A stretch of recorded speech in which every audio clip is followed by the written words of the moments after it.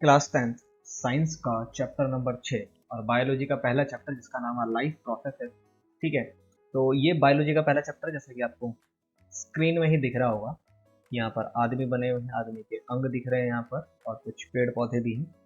तो इनको हम समझेंगे कि लाइफ में जीने के लिए, या हम बोले कि कोई भी चीज़ जीवित कब होती है, कब किसी को बोल सकते हैं कि भाई ये जिंदा है या ये मर चुका है, या जिंदा रहने के लिए ऐसी कौन सी बेसिक चीज़ें हैं जो हमारी बॉडी करती है या हम करते हैं जिस कारण हम जिंदा रह सके, अपनी लाइफ में जी सके और कुछ कर सके।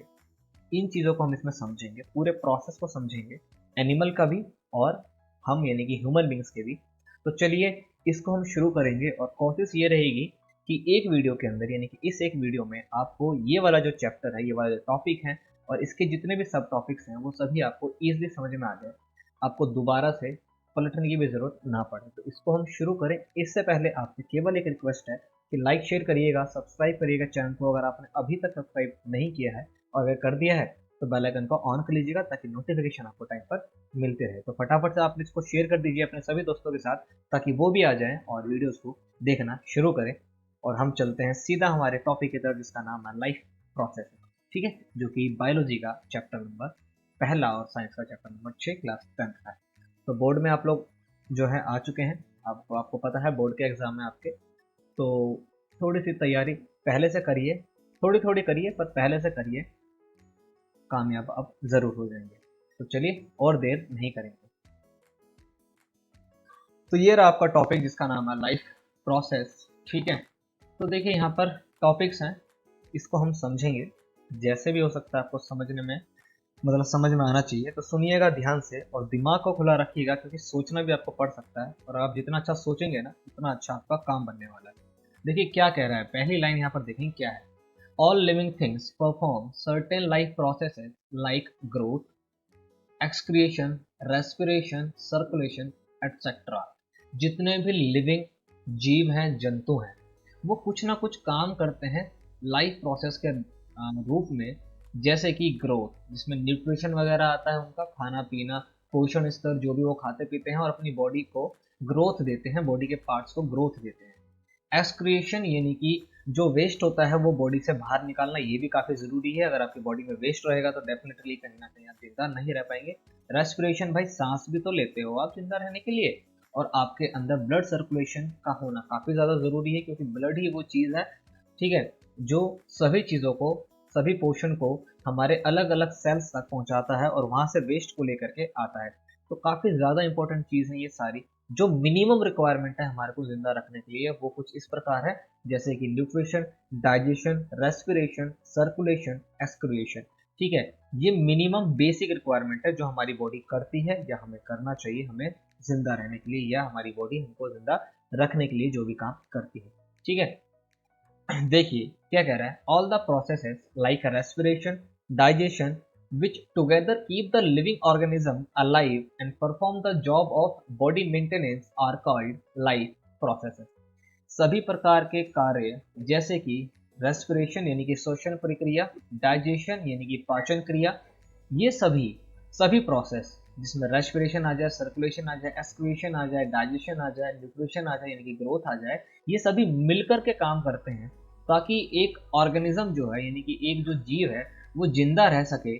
ठीक है, ताकि हमारी बॉडी जो है मेंटेन रहे। ये सभी काम जो ये मिलके करते हैं, इसी काम को क्या बोलते हैं, लाइफ प्रोसेसेस। ठीक है, all the process like respiration, digestion, which work together keep the living organism alive and perform the job of body maintenance are called life processes. तो काफी इंपॉर्टेंट डेफिनेशन है आपके लिए, आपको ये इजीली समझ में यहाँ पर आ गया होगा। तो लाइफ प्रोसेस को हम यहाँ से शुरू कर रहे हैं। लाइफ प्रोसेस में हमने अभी पढ़ा कि कुछ चीजें हम अपने आप को जिंदा रखने के लिए या हमारी बॉडी जिंदा रहने के लिए कुछ मिनिमम या बेसिक चीजें करती हैं, जैसे कि ग्रोथ। ग्रोथ के अंदर आता है न्यूट्रिशन। ठीक है भाई, न्यूट्रिशन जरूरी है तभी तो ग्रोथ हो पाएगी। फिर उस न्यूट्रिशन को डाइजेस्ट भी करना है ताकि बॉडी के अलग अलग सेल्स के अंदर वो सारी चीजें पहुंच सके। रेस्पिरेशन, भाई सांस के द्वारा आपको ऑक्सीजन वगैरह मिले ताकि आपकी बॉडी जो है एनर्जी को प्रोड्यूस कर सके। सर्कुलेशन, ठीक है, ब्लड सर्कुलेशन होना बहुत ज़रूरी है तभी तरोताजगी रहेगी, वरना वेस्ट जो है वो बॉडी से बाहर नहीं निकल पाएगा, सेल से बाहर नहीं आ पाएगा और सेल तक इन सभी पोषण को या ऑक्सीजन को पहुंचाएगा कौन? तो सर्कुलेशन के द्वारा ही उसको पहुंचाया जाता है, और एंड में एक्सक्रिएशन यानी कि वेस्ट का बॉडी से बाहर निकलना। तो ये सभी काम जब एक साथ किए जाते हैं इसी को क्या बोलते हैं? Life processes. ठीक है, तो हम शुरू करेंगे न्यूट्रिशन से। तो फटाफट से हम शुरू करेंगे और आ जाइए फटाफट एकदम मजेदार तरीके से पढ़ने के लिए। तो न्यूट्रिशन यानी कि पोषण। भैया पोषण, खाना पीना खाते हो कि नहीं खाते हो? खाते हो। देखिए क्या कह रहे हैं, the whole process by which an organism obtain its food. वो सभी क्रिया जिसके द्वारा एक जैव जो है, एक ऑर्गेनिज्म जो है अपने फूड को ऑब्टेन करता है, क्या कहलाता है? न्यूट्रिशन कहलाता है। बड़ा ही आसान सा ये तो है, तो इससे आसान क्या हो सकता है? The whole process by which an organism obtain its food. वो सभी क्रिया या जो भी वो काम करते हैं, यानी वो सभी काम, वो सभी क्रियाएं जो एक जैव यानी ऑर्गेनिज्म अपने फूड को प्राप्त करने के लिए करता है, वो न्यूट्रिशन कहलाता है। ठीक है, अब न्यूट्रिशन हम इसमें बेसिकली पढ़ने वाले हैं प्लांट के अंदर कैसे होता है और एनिमल्स के अंदर कैसे होता है। और एनिमल्स मतलब हम, यानी कि हम अपना भी पढ़ेंगे, ह्यूमन बींग्स का पढ़ेंगे इसके अंदर। तो प्लांट्स जो है ऑटोट्रोफस होते हैं, यानी आपको पता है स्वपोषी होते हैं। प्लांट अपना खाना खुद बनाते हैं, नेचर से जो है रॉ मटेरियल लेते हैं ये, जैसे कि कार्बन डाइऑक्साइड और वाटर, सनलाइट, क्लोरोफिल इनके अंदर ही होता है, और जिस कारण जो ये अपना खाना बना लेते हैं। Can make their on food, यानी कि प्लांट ऑटोट्रोफस होते हैं, और ऑटोट्रोफस वे होते हैं जो अपना खाना खुद बनाते हैं, किसी पे डिपेंड नहीं होते हैं, या फिर केवल नेचर से चीजें रॉ मटेरियल लेकर के अपना खाना बनाते हैं। और न्यूट्रिशन एनिमल्स यानी कि ह्यूमन बींग्स की अगर हम बात करें तो हम हेट्रोट्रोफस होते हैं, यानी कि हम परपोषी होते हैं, दूसरों पे डिपेंड होते हैं अपने खाने के लिए। ये डिपेंड्स ऑन प्लांट्स और other animals for their food, यानी कि एनिमल्स या उस तरह का न्यूट्रिशन हेट्रोट्रोपस कहलाता है जो किसी और के जरिए आता है, चाहे वो प्लांट हो, चाहे वो कोई एनिमल हो, या कोई भी वो एक जरिया हो। तो हम अपना खाना खुद नहीं बना सकते, नेचर से हम कोई रॉ मटेरियल लेकर के उसका खाना हम खुद नहीं बना सकते, हम कहीं ना कहीं प्लांट या एनिमल का इस्तेमाल करते हैं अपने फूड को ऑब्टेन करने के लिए। तो ऑटोट्रोपस और हेट्रोट्रोपस में आप क्या हुए? आप हेट्रोट्रोपिक होंगे क्योंकि आप हेट्रोट्रोपस हैं। ठीक है, आप डिपेंड है प्लांट या एनिमल के ऊपर अपने फूड के लिए। जबकि प्लांट्स जो हैं वो ऑटोट्रोपस होते हैं, यानी कि ऑटोट्रोपिक होते हैं, जो अपना खाना खुद बनाते हैं। ये छोटी सी बात थी जो आपको पता होनी चाहिए। तो हम प्लांट से शुरू करेंगे कि प्लांट न्यूट्रिशन कैसे गेन करते हैं, और उसके बाद हम कुछ ऑर्गेनिज्म को देखेंगे। ठीक है, उसके बाद हम ह्यूमन बींग्स के अंदर देखेंगे। तो मोड ऑफ न्यूट्रिशन जैसा कि मैंने आपको बताया दो होते हैं, ऑटोट्रोपिक, हेट्रोट्रोपिक, यानी कि स्वपोषी, परपोषी। स्वपोषी यानी कि ऑटोट्रोपिक कौन होते हैं? जो इनऑर्गेनिक मटेरियल जैसे कि CO2, H2O इसका इस्तेमाल करते हैं खाना बनाने के लिए, जिस प्रक्रिया को फोटोसिंथेसिस यानी कि प्रकाश संश्लेषण कहते हैं, जो कि ग्रीन प्लांट जो है वो करते हैं। ठीक है, सिंपल सी बात है भाई, हमको पता है प्लांट आपसे थोड़ी कुछ रोटी चावल थोड़ी मांगते हैं कि भैया गेहूं दो उनको, तो वो तो आपको देते हैं गेहूं वगैरह की, जाओ भाई खा लो।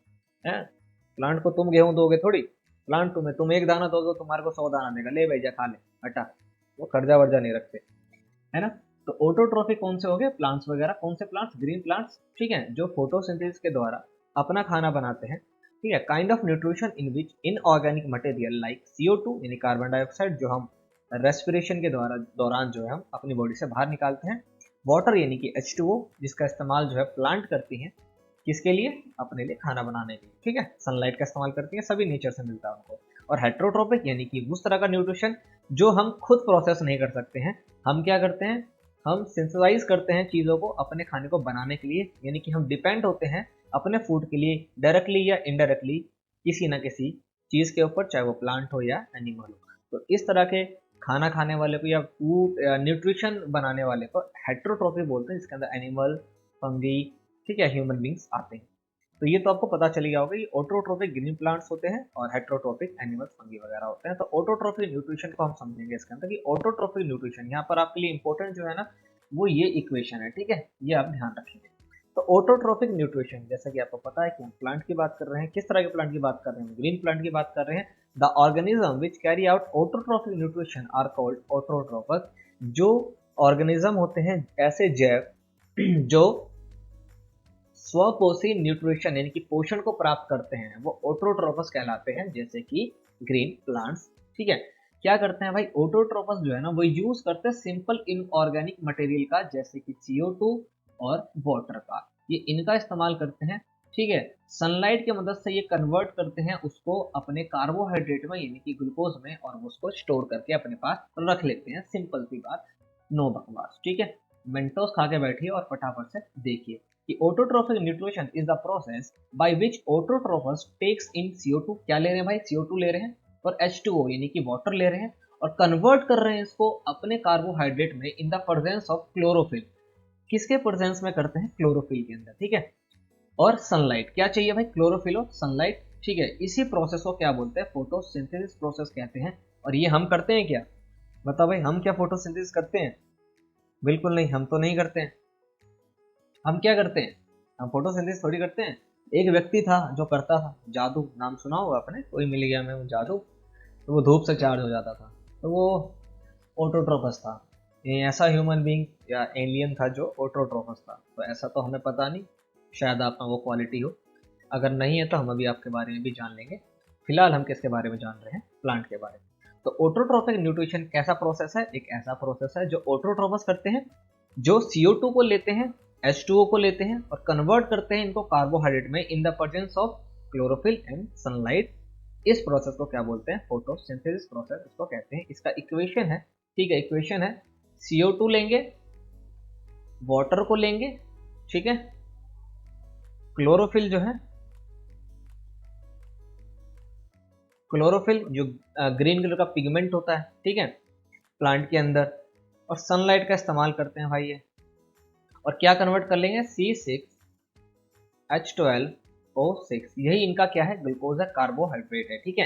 प्लस में क्या रिलीज करेंगे, इनके प्रोडक्ट में क्या मिलेगा आपको, ऑक्सीजन, और क्या मिलेगा, वाटर, ठीक है। फिर इसको जो है बैलेंस करके यहाँ पर लिखा गया है। आपने पहला चैप्टर अगर पढ़ा होगा तो आपको पता होगा हम इक्वेशन को क्यों बैलेंस करते हैं या बैलेंस करना क्यों जरूरी है। तो इसको बैलेंस करके यहाँ पर लिखा गया है, जितने एलिमेंट या जितने एटम्स उस एलिमेंट के रिएक्शन से पहले यानी कि रिएक्टेंट में थे उतने ही प्रोडक्ट में होने चाहिए, ठीक है। तो देखिए CO2 को और वाटर का इस्तेमाल करके इन्होंने अपना ग्लूकोज बनाया C6H12O6, C6H12O6। ये इक्वेशन बहुत इंपॉर्टेंट है, ध्यान रखिएगा, ठीक है। ये प्रोडक्ट की तरफ है, ठीक है। इसको ये फ्लोएम के द्वारा जो है पूरी बॉडी में बॉडी कह रहा हूँ यानी कि प्लांट के अंदर, पूरे प्लांट में जो है ट्रांसफर कर देते हैं, ठीक है, और रिलीज करते हैं ऑक्सीजन को। तो आपको पता होगा भाई, प्लांट जो है, आपने सुना होगा प्लांट भाई कार्बन डाइऑक्साइड लेते हैं और ऑक्सीजन देते हैं। कब देते हैं भाई, जब खाना बना रहे होते हैं, जब वो फोटोसिंथेसिस करते हैं ना, ये केवल तभी होता है जब वो फोटोसिंथेसिस करते हैं, तब वो CO2 को इनटेक करते हैं और प्रोडक्ट में क्या निकालते हैं, ऑक्सीजन, अपने लिप्स यानी स्टोमेटा से इसको रिलीज करते हैं और इसको हम इनटेक करते हैं, ऑक्सीजन हम लेते हैं ना भाई, और H2O को भी ये क्या करते हैं, रिलीज कर देते हैं, ठीक है। तो ये इक्वेशन आपको ध्यान रखनी है, इनका ग्लूकोज क्या होता है, C6H12O6, ये आपको ध्यान रखना, यही कार्बोहाइड्रेट है। तो ये हो गया। अब देखिए रॉ मटेरियल क्या क्या इस्तेमाल करा इन्होंने फोटोसिंथेसिस के लिए, ठीक है, प्रकाश संश्लेषण के लिए, यानी कि अपने खाना बनाने के लिए, अपने कार्बोहाइड्रेट को बनाने के लिए इन्होंने किन किन चीजों का इस्तेमाल करा है, ये सभी रॉ मटेरियल कच्चे पदार्थ है, ठीक है। सनलाइट भाई, डेफिनेटली सनलाइट नेचर का हिस्सा है, सूर्य की रोशनी। क्लोरोफिल, क्या लिया इन्होंने, क्लोरोफिल। क्लोरोफिल क्या करता है ना, सनलाइट को एब्जॉर्ब करता है, क्या करता है ये, सनलाइट को एब्जॉर्ब करता है, भाई हीट चाहिए ना रिएक्शन कराने के लिए, तो ये क्या करता है, सनलाइट को एब्जॉर्ब करता है, फोटोलाइटिक जो है ये डिकम्पोजिशन हो रहा है यहाँ पर। तो क्लोरोफिल जो है क्या करता है, सनलाइट को एब्जॉर्ब कर लेता है। CO2 एयर से लेते हैं भाई, डेफिनेटली एंटर्स थ्रू स्टोमेटा, कहाँ से लेते हैं ये, स्टोमेटा से। स्टोमेटा जो है लीव्स के ऊपर छोटे छोटे पोर्स होते हैं, ठीक है, स्टोमेटा का अभी इमेज आएगी उसको भी हम देखेंगे। तो स्टोमेटा से CO2 को ये लेते हैं और स्टोमेटा से ही ये ऑक्सीजन को रिलीज कर देते हैं। ये जो इतने नाम आप सुन रहे हैं ना, कहाँ से ले रहे हैं, कहाँ पर दे रहे हैं, ये इंपॉर्टेंट है, ध्यान रखिएगा, ठीक है। स्टोमेटा से क्या हो रहा है, CO2 को ले रहे हैं और स्टोमेटा से ये CO2 को रिलीज कर देते हैं, ठीक है, प्रोडक्ट के रूप में, और CO2 को लेते हैं रिएक्टेंट के रूप में। और वाटर यानी H2O कहाँ से लेते हैं, तो देखिए वाटर के अंदर डिजोल्व मिनरल्स होते हैं, जैसे नाइट्रोजन, फॉस्फोरस, ये भी तो चाहिए भाई, नाइट्रोजन तो ग्रोथ के लिए बहुत जरूरी होता है। और नाइट्रोजन ये एयर के फॉर्म में नहीं लेते बल्कि वेस्ट के फॉर्म में लेते हैं, ठीक है, जो कि वाटर में डिजोल्व होता है। तो अब आप पानी कहाँ डालते हो भाई, पेड़ को, तो उसके रूट्स में। रूट्स में दो टिश्यू होते हैं बेसिकली पेड़ के अंदर, एक होता है जाइलम, एक होता है फिलियम, ठीक है। जाइलम जो है वो डेड टिश्यू होता है, ठीक है, इसको याद करने का बड़ा आसान तरीका है, एक्स जो है यानी आपकी एक्स मर गई तो वो क्या होगी, डेड होगी, तो जाइलम एक डेड टिश्यू है, जबकि फ्लोएम जो है वो लिविंग टिश्यू है, ठीक है। तो लिविंग टिश्यू के अंदर ये अपना ग्लूकोज रखते हैं, कार्बोहाइड्रेट रखते हैं, ठीक है।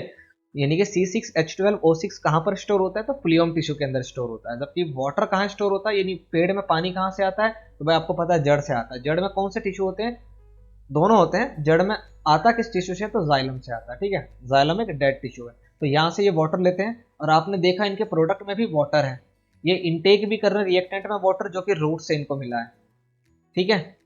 और CO2 इन्होंने लीफ से लिया यानी कि स्टोमेटा पोर से लिया है, इसको रख दिया इन्होंने फ्लूएम के अंदर, ठीक है, जो कि लिविंग टिश्यू है। इसको स्टोमेटा से ही क्या करा इन्होंने, बाहर रिलीज कर दिया। और वाटर को कहां से निकालेंगे, अब जड़ से नहीं निकालेंगे, वाटर को भी कहां से रिलीज करेंगे, स्टोमेटा से ही करेंगे।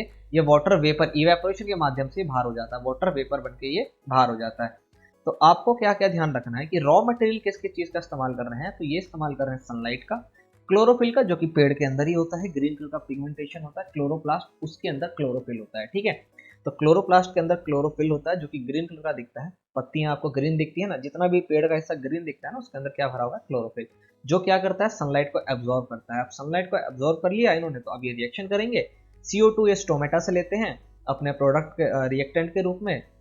अब वाटर भी ये जड़ से लेते हैं, जड़ में कौन से टिश्यू से आता है, तो जाइलम से आता है, जाइलम एक डेड टिश्यू है, तो वहां से वाटर आ गया, वाटर के अंदर ही इनको नाइट्रोजन फॉस्फोरस भी मिल जाते हैं, जिस कारण ये जो है अच्छे से अपना काम को मतलब न्यूट्रिशन को जो है बनाते हैं।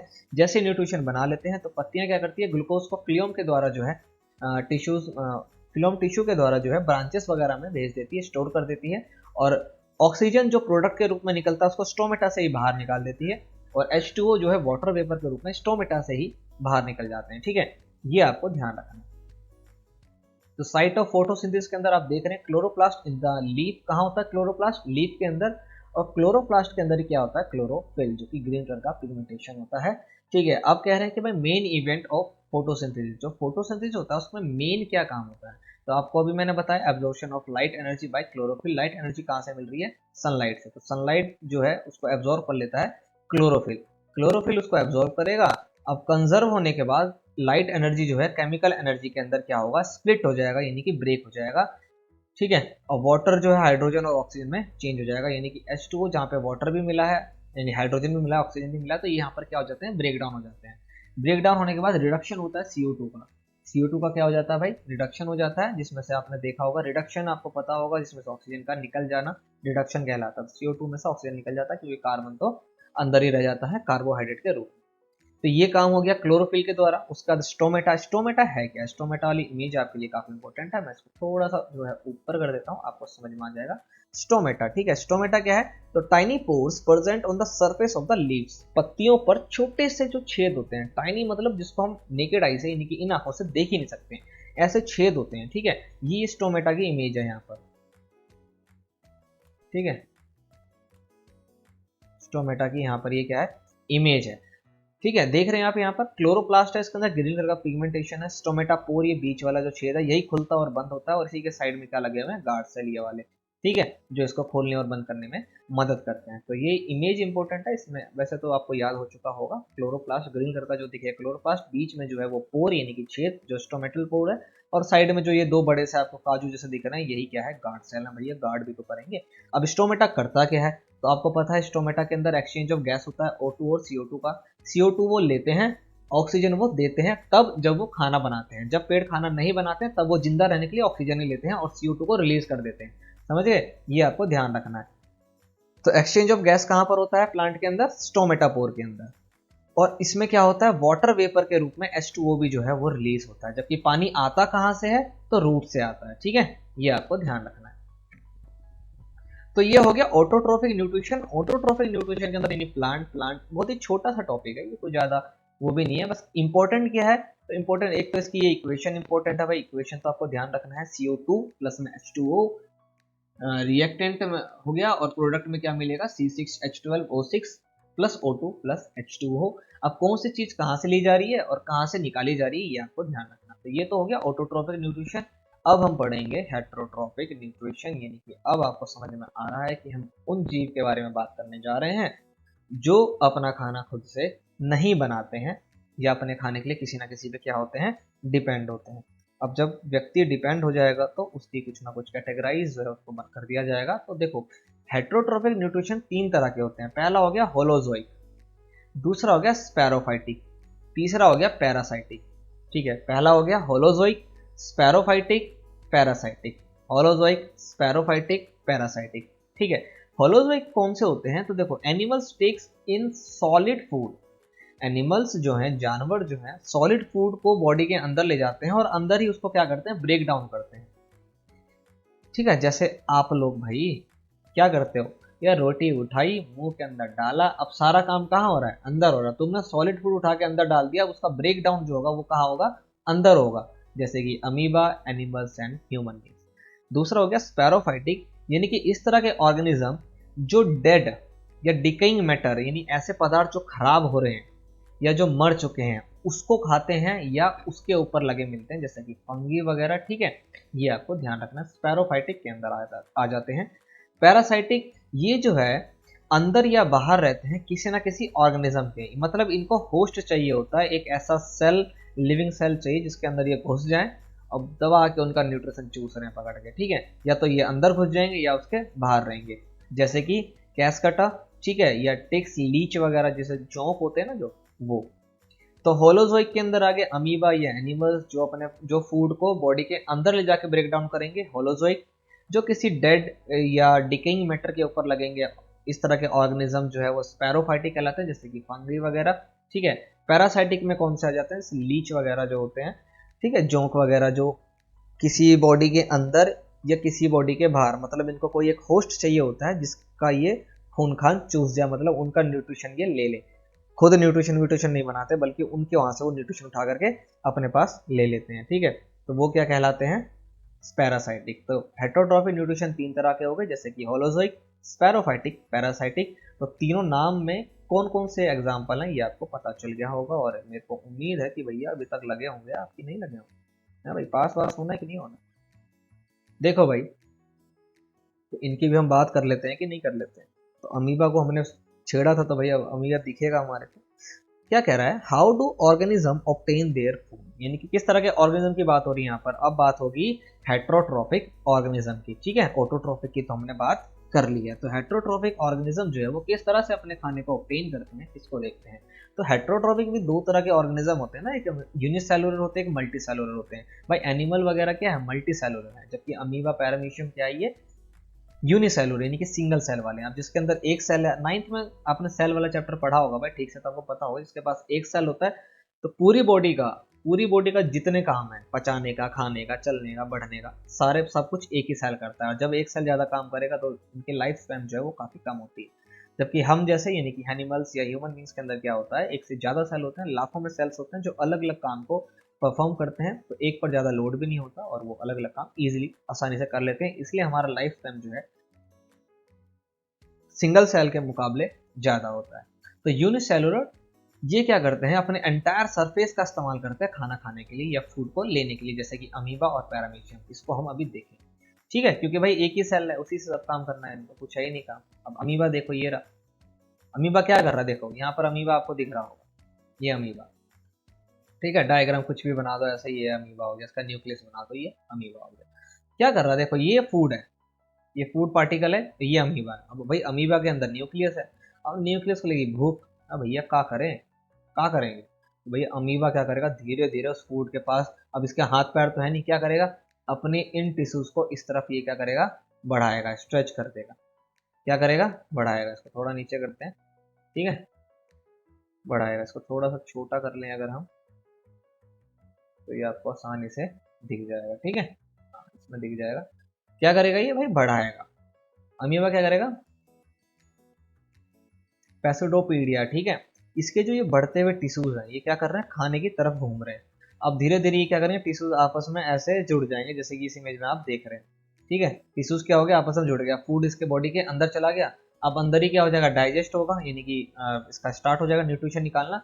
अब इसका जो वेस्ट होगा उसको क्या करेंगे, जो अनडाइजेस्ट है जिसको ये पचा नहीं पाया, मतलब इसके लिए क्या हो गया, वेस्ट हो गया, इसको ये क्या करेगा, बॉडी से धीरे धीरे बाहर निकाल देगा। इसी प्रकार से अमीबा क्या करेगा, जैसे इसको फूड पार्टिकल्स दिखा, तो ये अपने दो टिश्यूज, इसको क्या बोलते हैं, पैसिडोपोडिया, ठीक है, इसके द्वारा क्या करेगा, इसको एक्सटेंड करेगा अपने सेल मेम्ब्रेन को, और फूड को कैप्चर करेगा। फूड को इसने क्या कर लिया, यहाँ पर कैप्चर कर लिया। ठीक है, फूड को यहाँ पर आप देख रहे हैं, इसने क्या कर लिया, कैप्चर कर लिया। अब कैप्चर करने के बाद फूड को क्या करेगा, अपनी बॉडी के अंदर ले जाएगा, मतलब अमीबा अपनी बॉडी के अंदर रख लेगा, क्योंकि अभी कैप्चर हो चुका है। इसको डाइजेस्ट करेगा। ठीक है, फूड वॉल के अंदर जो है डाइजेस्ट होगा। अब डाइजेस्ट होने के बाद कुछ ना कुछ वेस्ट रह जाएगा, यानी कि अनडाइजेस्ट हो जाएगा। इनका डाइजेशन कुछ नहीं होता, डिफ्यूजन होता है साइटोप्लाज्म के अंदर। ठीक है, तो अनडाइजेस्ट फूड जो होगा अब इसको क्या करेगा, सरफेस तक लेकर के आएगा धीरे धीरे, मतलब ये अमीबा है, ये है, ठीक है, और इसका ये अनडाइजेस्ट फूड है ना, धीरे धीरे इसको खिसकाता जाएगा यहाँ तक, और यहाँ से अपने इस वाले एरिया को हटाएगा और ये इसको बॉडी के बाहर निकाल देगा। भाई ये एक ही सेल है, इसी तरह से खाता है और क्या करेगा बेचारा। तुम्हारी तरह थोड़ी कि भैया डाला और फिर सुबह जाकर के हल्के होकर के आ गया, ऐसा तो कर नहीं सकता है कि नहीं। तो ये तो हो गया अमीबा के अंदर। पैरामीशियम क्या करे भाई, अपनी कीलिया को निकालेगा, उसके बाद जो है फूड को टेक करेगा और किसी एक स्पॉट पे लेके चला जाता है जहाँ पर फूड को डाइजेस्ट करते हैं और फिर वहां से जो है वेस्ट को वो बाहर निकाल देता है। तो बड़ा छोटा है, इसमें आपको अमीबा का केवल ध्यान रखना। आपके एग्जाम पॉइंट ऑफ व्यू से अमीबा कैसे खाना खा रहा है, तो भैया अमीबा अपने सेल मेम्ब्रेन को एक्सटेंड करता है, फूड को बॉडी के अंदर लेके जाता है, फिर डिफ्यूजन होता है उस फूड का साइटोप्लाज्म के अंदर, क्योंकि ये पूरा का पूरा एक सेल है। सेल के अंदर न्यूक्लियस और सेल वॉल के बीच में जो है सेल मेम्ब्रेन के बीच में साइटोप्लाज्म भरा होता है, उसके अंदर डिफ्यूजन होगा इसका और उसके बाद जो वेस्ट रह जाएगा उसको ये बॉडी के सरफेस तक लेकर के जाएगा और उसके बाद बॉडी से बाहर थ्रो आउट कर देगा। तो ये हो गया। उसके बाद हम न्यूट्रिशन बात करेंगे। न्यूट्रिशन में बेसिकली होता क्या है, और हम बात करें न्यूट्रिशन इन ह्यूमन बींग्स, इस बात का ध्यान रखेंगे। तो देखिए फटाफट से हम इस टॉपिक पर भी आ गए हैं। अगर आपको ऐसा लग रहा है कि भैया जल्दी वगैरह है तो वीडियो को स्लो कर लीजिए, इससे ज़्यादा और क्या कर सकते हैं, है कि नहीं। मेरी कोशिश केवल ये है कि फालतू का समय ना ले, सुनिए आप, समझिए आप, ठीक है, सुनिए देखिए, आपको समझ में तो आ जाएगा, डेफिनेटली आ जाना चाहिए भाई, आएगा क्यों नहीं आएगा, इतनी मेहनत क्या 4 डेलिंग कर रहे हैं, ठीक है। अब हम पढ़ रहे हैं न्यूट्रिशन। भैया हमने एनिमल का सॉरी प्लांट का पढ़ लिया ऑटोट्रोफिक के अंदर, हेट्रोट्रोफिक के अंदर हमने अमीबा का पढ़ लिया। भैया हमारा भी तो पढ़ा दो, है कि नहीं। ह्यूमन बींग्स क्या हुआ, एनिमल, ह्यूमन बींग्स है ना। तो भाई हम लोग भी खाना खाते हैं। अब हम जो खाना खाते हैं वो कैसे खाते हैं, किस प्रकार से खाते हैं, होता क्या है हमारे खाने में, या खाना कौन सा कहाँ पचता है, इस सब चीज़ों को हम अब समझने वाले हैं। तो फटाफट से पीटी बांध लीजिए अपनी कुर्सी की और शुरू करते हैं हम, ठीक है। देखिए न्यूट्रिशन में बेसिकली होता क्या क्या है, अरे यार इसको जो है ना अभी मैं म्यूट कर देता हूँ। चलिए न्यूट्रिशन में होता क्या है, तो सबसे पहले खाना का हमारी बॉडी के अंदर जाना, ठीक है भाई। मुंह वूह का इस्तेमाल करते हो ना, इंजेक्शन करोगे आप, इनटेक ऑफ फूड, खाने को आप बॉडी के अंदर लोगे, फिर वो ओसोफेगस के द्वारा यानी फूड पाइप के द्वारा कहाँ जाएगा, पेट में। अब उसका डाइजेशन शुरू होगा। डाइजेशन का सीधा मतलब होता है break down of complex material into simple one. Complex material बोले तो भैया आपने जो भी खाना खाया उसमें कार्बोहाइड्रेट, प्रोटीन, फैट सब कुछ क्या है, मिक्स है, ठीक है। उसको क्या करेंगे, सिंपल में कन्वर्ट किया जाएगा, यानी कार्बोहाइड्रेट को अलग किया जाएगा, सबको जो है पीट पीट का मतलब धड़ाधड़ अलग करा जाएगा, ठीक है। तो ब्रेक डाउन उसी को डाइजेशन बोलते हैं। अब डाइजेस्ट हो गया तो भाई हमारी बॉडी में जो चीज़ें चाहिए यानी वैसे न्यूट्रिशन जो हमारी बॉडी को ज़रूरत है उसको क्या करेगी हमारी बॉडी, एब्जॉर्ब करेगी। एब्जॉर्ब करेगी ना, एब्जॉर्ब करने के बाद यूटिलाइज करेगी, एसिमिलेशन, ठीक है। यूटिलाइज करने के बाद अब जब सब कुछ कर लिया तो जो फालतू की चीज़ बचेगी यानी कि वेस्ट, उसको बॉडी के क्या करेगी, बाहर भी निकालेगी। यही खाना खाते हो ना भैया, आपने पहले बॉडी को खाने को पेट के अंदर डाला, मतलब मुंह के अंदर डाला, मुंह से वो पेट वाले हिस्से में गया जहाँ पर आपका सब कुछ आ गया, छोटी आंत बड़ी आंत ने अपना काम किया और उसके बाद भैया आप सुबह जा करके एकदम फ्रेश होके आ जाते हो। यही करते हो, इससे ज़्यादा और करते ही क्या हो, और कुछ काम ही क्या है कि नहीं। तो यही होता है न्यूट्रिशन के अंदर। तो different organism utilize different nutritional process as it depend upon the source of carbon from where the food is taken. कह रहे हैं कि भैया जो अलग अलग प्रकार के ऑर्गेनिज्म हैं, अलग अलग प्रकार के जो जीव हैं या जैव हैं, ठीक है, वो अलग अलग प्रकार से अपने न्यूट्रल प्रोसेस को, ये बेसिकली न्यूट्रल प्रोसेस जो है ना, intake of food, break down, फिर मूवमेंट ऑफ डाइजेशन फूड, भाई जो पचा हुआ खाना है वो मूव करके कहीं जाएगा, फिर वहाँ पे यूटिलाइज होगा यानी उसका यूज किया जाएगा जैसा भी होगा, ठीक है। उसके बाद उसकी वेस्ट को बाहर निकाल देना बॉडी से। ये प्रॉपर एक प्रोसेस है, ठीक है। इसमें ऐसा नहीं कि ये वाला इधर आ जाएगा ये वाला इधर हो जाएगा, ऐसा नहीं। इसी प्रकार से लाइन सीक्वेंस जो है वो यही रहेगा। तो कहने कि भाई जो अलग अलग प्रकार के ऑर्गेनिज्म है वो अलग अलग प्रकार के न्यूट्रल प्रोसेस को जो है परफॉर्म करते हैं।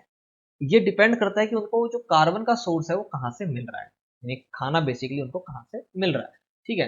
तो अब हम बात करेंगे, हमारी बड़ी देर से बैठे हो कि भैया हमारी बता दो, हमारी बता दो, छोटा कर लें क्या इसको, छोटा कर लेते हैं तो थोड़ा अच्छे से आपको दिख भी जाएगा, है कि नहीं। नहीं दिख रहा, चलो बड़ा ही कर लेते हैं, नीचे कर हम स्क्रॉल डाउन कर लेंगे, ठीक है। ये इसको इधर लाओ, इधर लाओ यार, कहाँ जा रहे हो आप? चलो ठीक, ठीक है भाई, बिल्कुल ठीक। देखो nutrition in human beings, finally finally हम जो है पहुंच गए हैं ह्यूमन बींग्स के ऊपर। बड़ी देर से भैया अमीबा, पैरामीशियम और कहीं ना कहीं हम प्लांट की बातें कर रहे हैं, है कि नहीं। अब हम हमारी बातें करेंगे। तो भाई पहला काम है हमारा बॉडी में फूड को लेके जाना। भैया हम होलोजोइक हैं, हम फूड को बॉडी के अंदर लेके जाएंगे और फिर ब्रेक डाउन करेंगे। तो बॉडी के अंदर ले जाने में सबसे ज्यादा जो काम करते हैं वो है हमारे माउथ, वहां पर टिथ, टंग, स्लेवरी ग्लैंड्स, भाई यही काम करते हैं। ये मुंह वाला हिस्सा हो गया। पूरा का पूरा खाना लेके चले जाते हैं भाई, गोलगप्पे तो गोलगप्पा तो और बड़ा लेके चले जाते हैं कि नहीं। तो मुंह के अंदर से हम क्या करते हैं, खाने को मुंह के अंदर डालते हैं। मुंह के अंदर दांत है, जीभ है और स्लेवरी ग्लैंड लगा हुआ है जो मुंह के नीचे है, मुंह में नहीं है, ठीक है। जहाँ से स्लाइवा निकल के आता है, जिसमें स्टार्च होता है भाई, मीठापन होता है, शुगर होता है, ठीक है नहीं है वो, ये सारी चीजें जो है खाने में लगती है। तो दांत क्या करते हैं भाई, चबाते हैं या ग्राइंड करते हैं फूड को, छोटे छोटे टुकड़ों में क्या करेंगे, काटेंगे, नहीं तो तुम्हारे भैया फूड पाइप में क्या हो जाएगा, अटक जाएगा वो। टंग क्या करेगा, रूड रोल करेगा फूड को, घुमाएगा, इधर से चबाओ। अब दांत को थोड़ी पता है कि इधर से चबाना है कि उधर से चबाना है, वो तो चलते रहते हैं खटाखट खटाखट। तो जीभ क्या करता है, उसको घुमाता रहता है ताकि ले इधर से काट, इधर से काट, थोड़ा इधर काट, थोड़ा अरे इधर छोड़ दिया, इधर काट, है कि नहीं। साथ साथ में क्या करेगा, फूड को टेस्ट भी करता रहेगा, क्योंकि आपको पता है आपके टंग पर क्या है भाई, टेस्ट बर्ड है कि नहीं। और यही क्या करता है ना, फिर सॉलोइंग या पुशिंग डाउन द फूड, यही खाने को क्या करेगा, नीचे भेजेगा, चल चल नीचे चल, भर गया नीचे चल। तो जीभ के तीन तीन काम हो गए भैया, एक तो फूड को रोल करना ताकि उसको चबाया जा सके अच्छे से, साथ में टेस्ट करना, पता लगे कि भाई कैसा टेस्ट है उसका, और फिर उसको रोल डाउन करना यानी कि पुश डाउन करना नीचे। अब स्लेवरी ग्लैंड के द्वारा क्या होता है भाई, स्लाइवा निकल के आता है, सेक्रेट स्लाइवा, यानी स्लाइवा निकल के आता है, इसको आप लार बोलते हो ना, ठीक है। तो ये जो है म्यूकस का भी हम यूज देखेंगे अंदर क्या है। तो म्यूकस और ये निकल के आता है ताकि HCl से जो अटैक है, तो आपको पता है आपके पेट में HCl रखा हुआ है जो कि एक एसिड है, बड़ा ही खतरनाक एसिड है भाई, और हम बचे रहते हैं उससे। उसका रीजन ये है कि ये म्यूकस की लेयर जो है हमको बचाती है, ठीक है, अदरवाइज तो जल जुला के खत्म हो जाते हैं। अब जो स्लाइवा है वो एक तरह का स्टार्च है यानी कि शुगर है, ठीक है। ये क्या करता है, एनालाइज करता है स्लाइवा को। तो ये तो हो गया फूड को जब हम अपने मुंह में रखते हैं तब क्या क्या प्रोसेस होता है। माउथ के जरिए हम क्या करते हैं, फूड को पूरा का पूरा मुंह में रखते हैं, जहां पर जीभ, दांत और स्लेवरी ग्लैंड अपना काम कर लेते हैं। अब जब खाना हमने चबा लिया, उसको सब कुछ हमने लेवल लपेट कर रख दिया है, तब काम आता है ओसोफेगस का काम, जिसको हम बोलते हैं फूड पाइप, ठीक है। फूड पाइप क्या करता है, अब यही वो पाइप है जो आपके मुंह से लेकर के खाने को लेकर के जाएगा आपके पेट तक। तो taking food from mouth to stomach, ठीक है, मुंह से जो है पेट तक जो है खाने को लेकर के जाएगा, ठीक है। और इस मूवमेंट को हम क्या बोलते हैं, पेरिस्टाल्टिक मूवमेंट्स, ठीक है। Contraction and expansion of muscle of the oesophagus. Contraction मतलब छोटा होना, एक्सपेंशन बड़ा होना, भैया इसी के जरिए क्या होता है, जब छोटा बड़ा छोटा बड़ा छोटा बड़ा होगा ना, तो बड़ा होगा मोटा हो गया, छोटा होगा तो प्रेशर क्रिएट करेगा, जिस कारण जो है फूड नीचे की तरफ गिरेगा। कहाँ गिरेगा, पेट की तरफ गिरेगा। तो इस मूवमेंट को क्या बोलते हैं हम, उसको आपको ध्यान रखना है, क्या बोलते हैं हम इसको, पेरिस्टाल्टिक मूवमेंट्स, ठीक है, ये आपको ध्यान रखना है। अब भैया आपने खाने को मुंह से चबा लिया, कहाँ तक पहुंचा दिया, पेट तक पहुंचा दिया, यानी कि स्टमक तक आपने उसको पहुंचा दिया। अब स्टमक के अंदर क्या होगा, तो गैस्ट्रिक ग्लैंड्स लगे हुए हैं इसके अंदर, जिसमें से क्या निकलेगा, गैस्ट्रिक जूस निकलेगा। स्टमक में जाते ही खाने के साथ क्या होगा, गैस्ट्रिक ग्लैंड्स के जरिए गैस्ट्रिक जूस निकलेगा। अब गैस्ट्रिक जूस के अंदर तीन चीजें होंगी, एक होगा पेप्सिन, एक होगा HCl, ठीक है, एक होगा म्यूकस।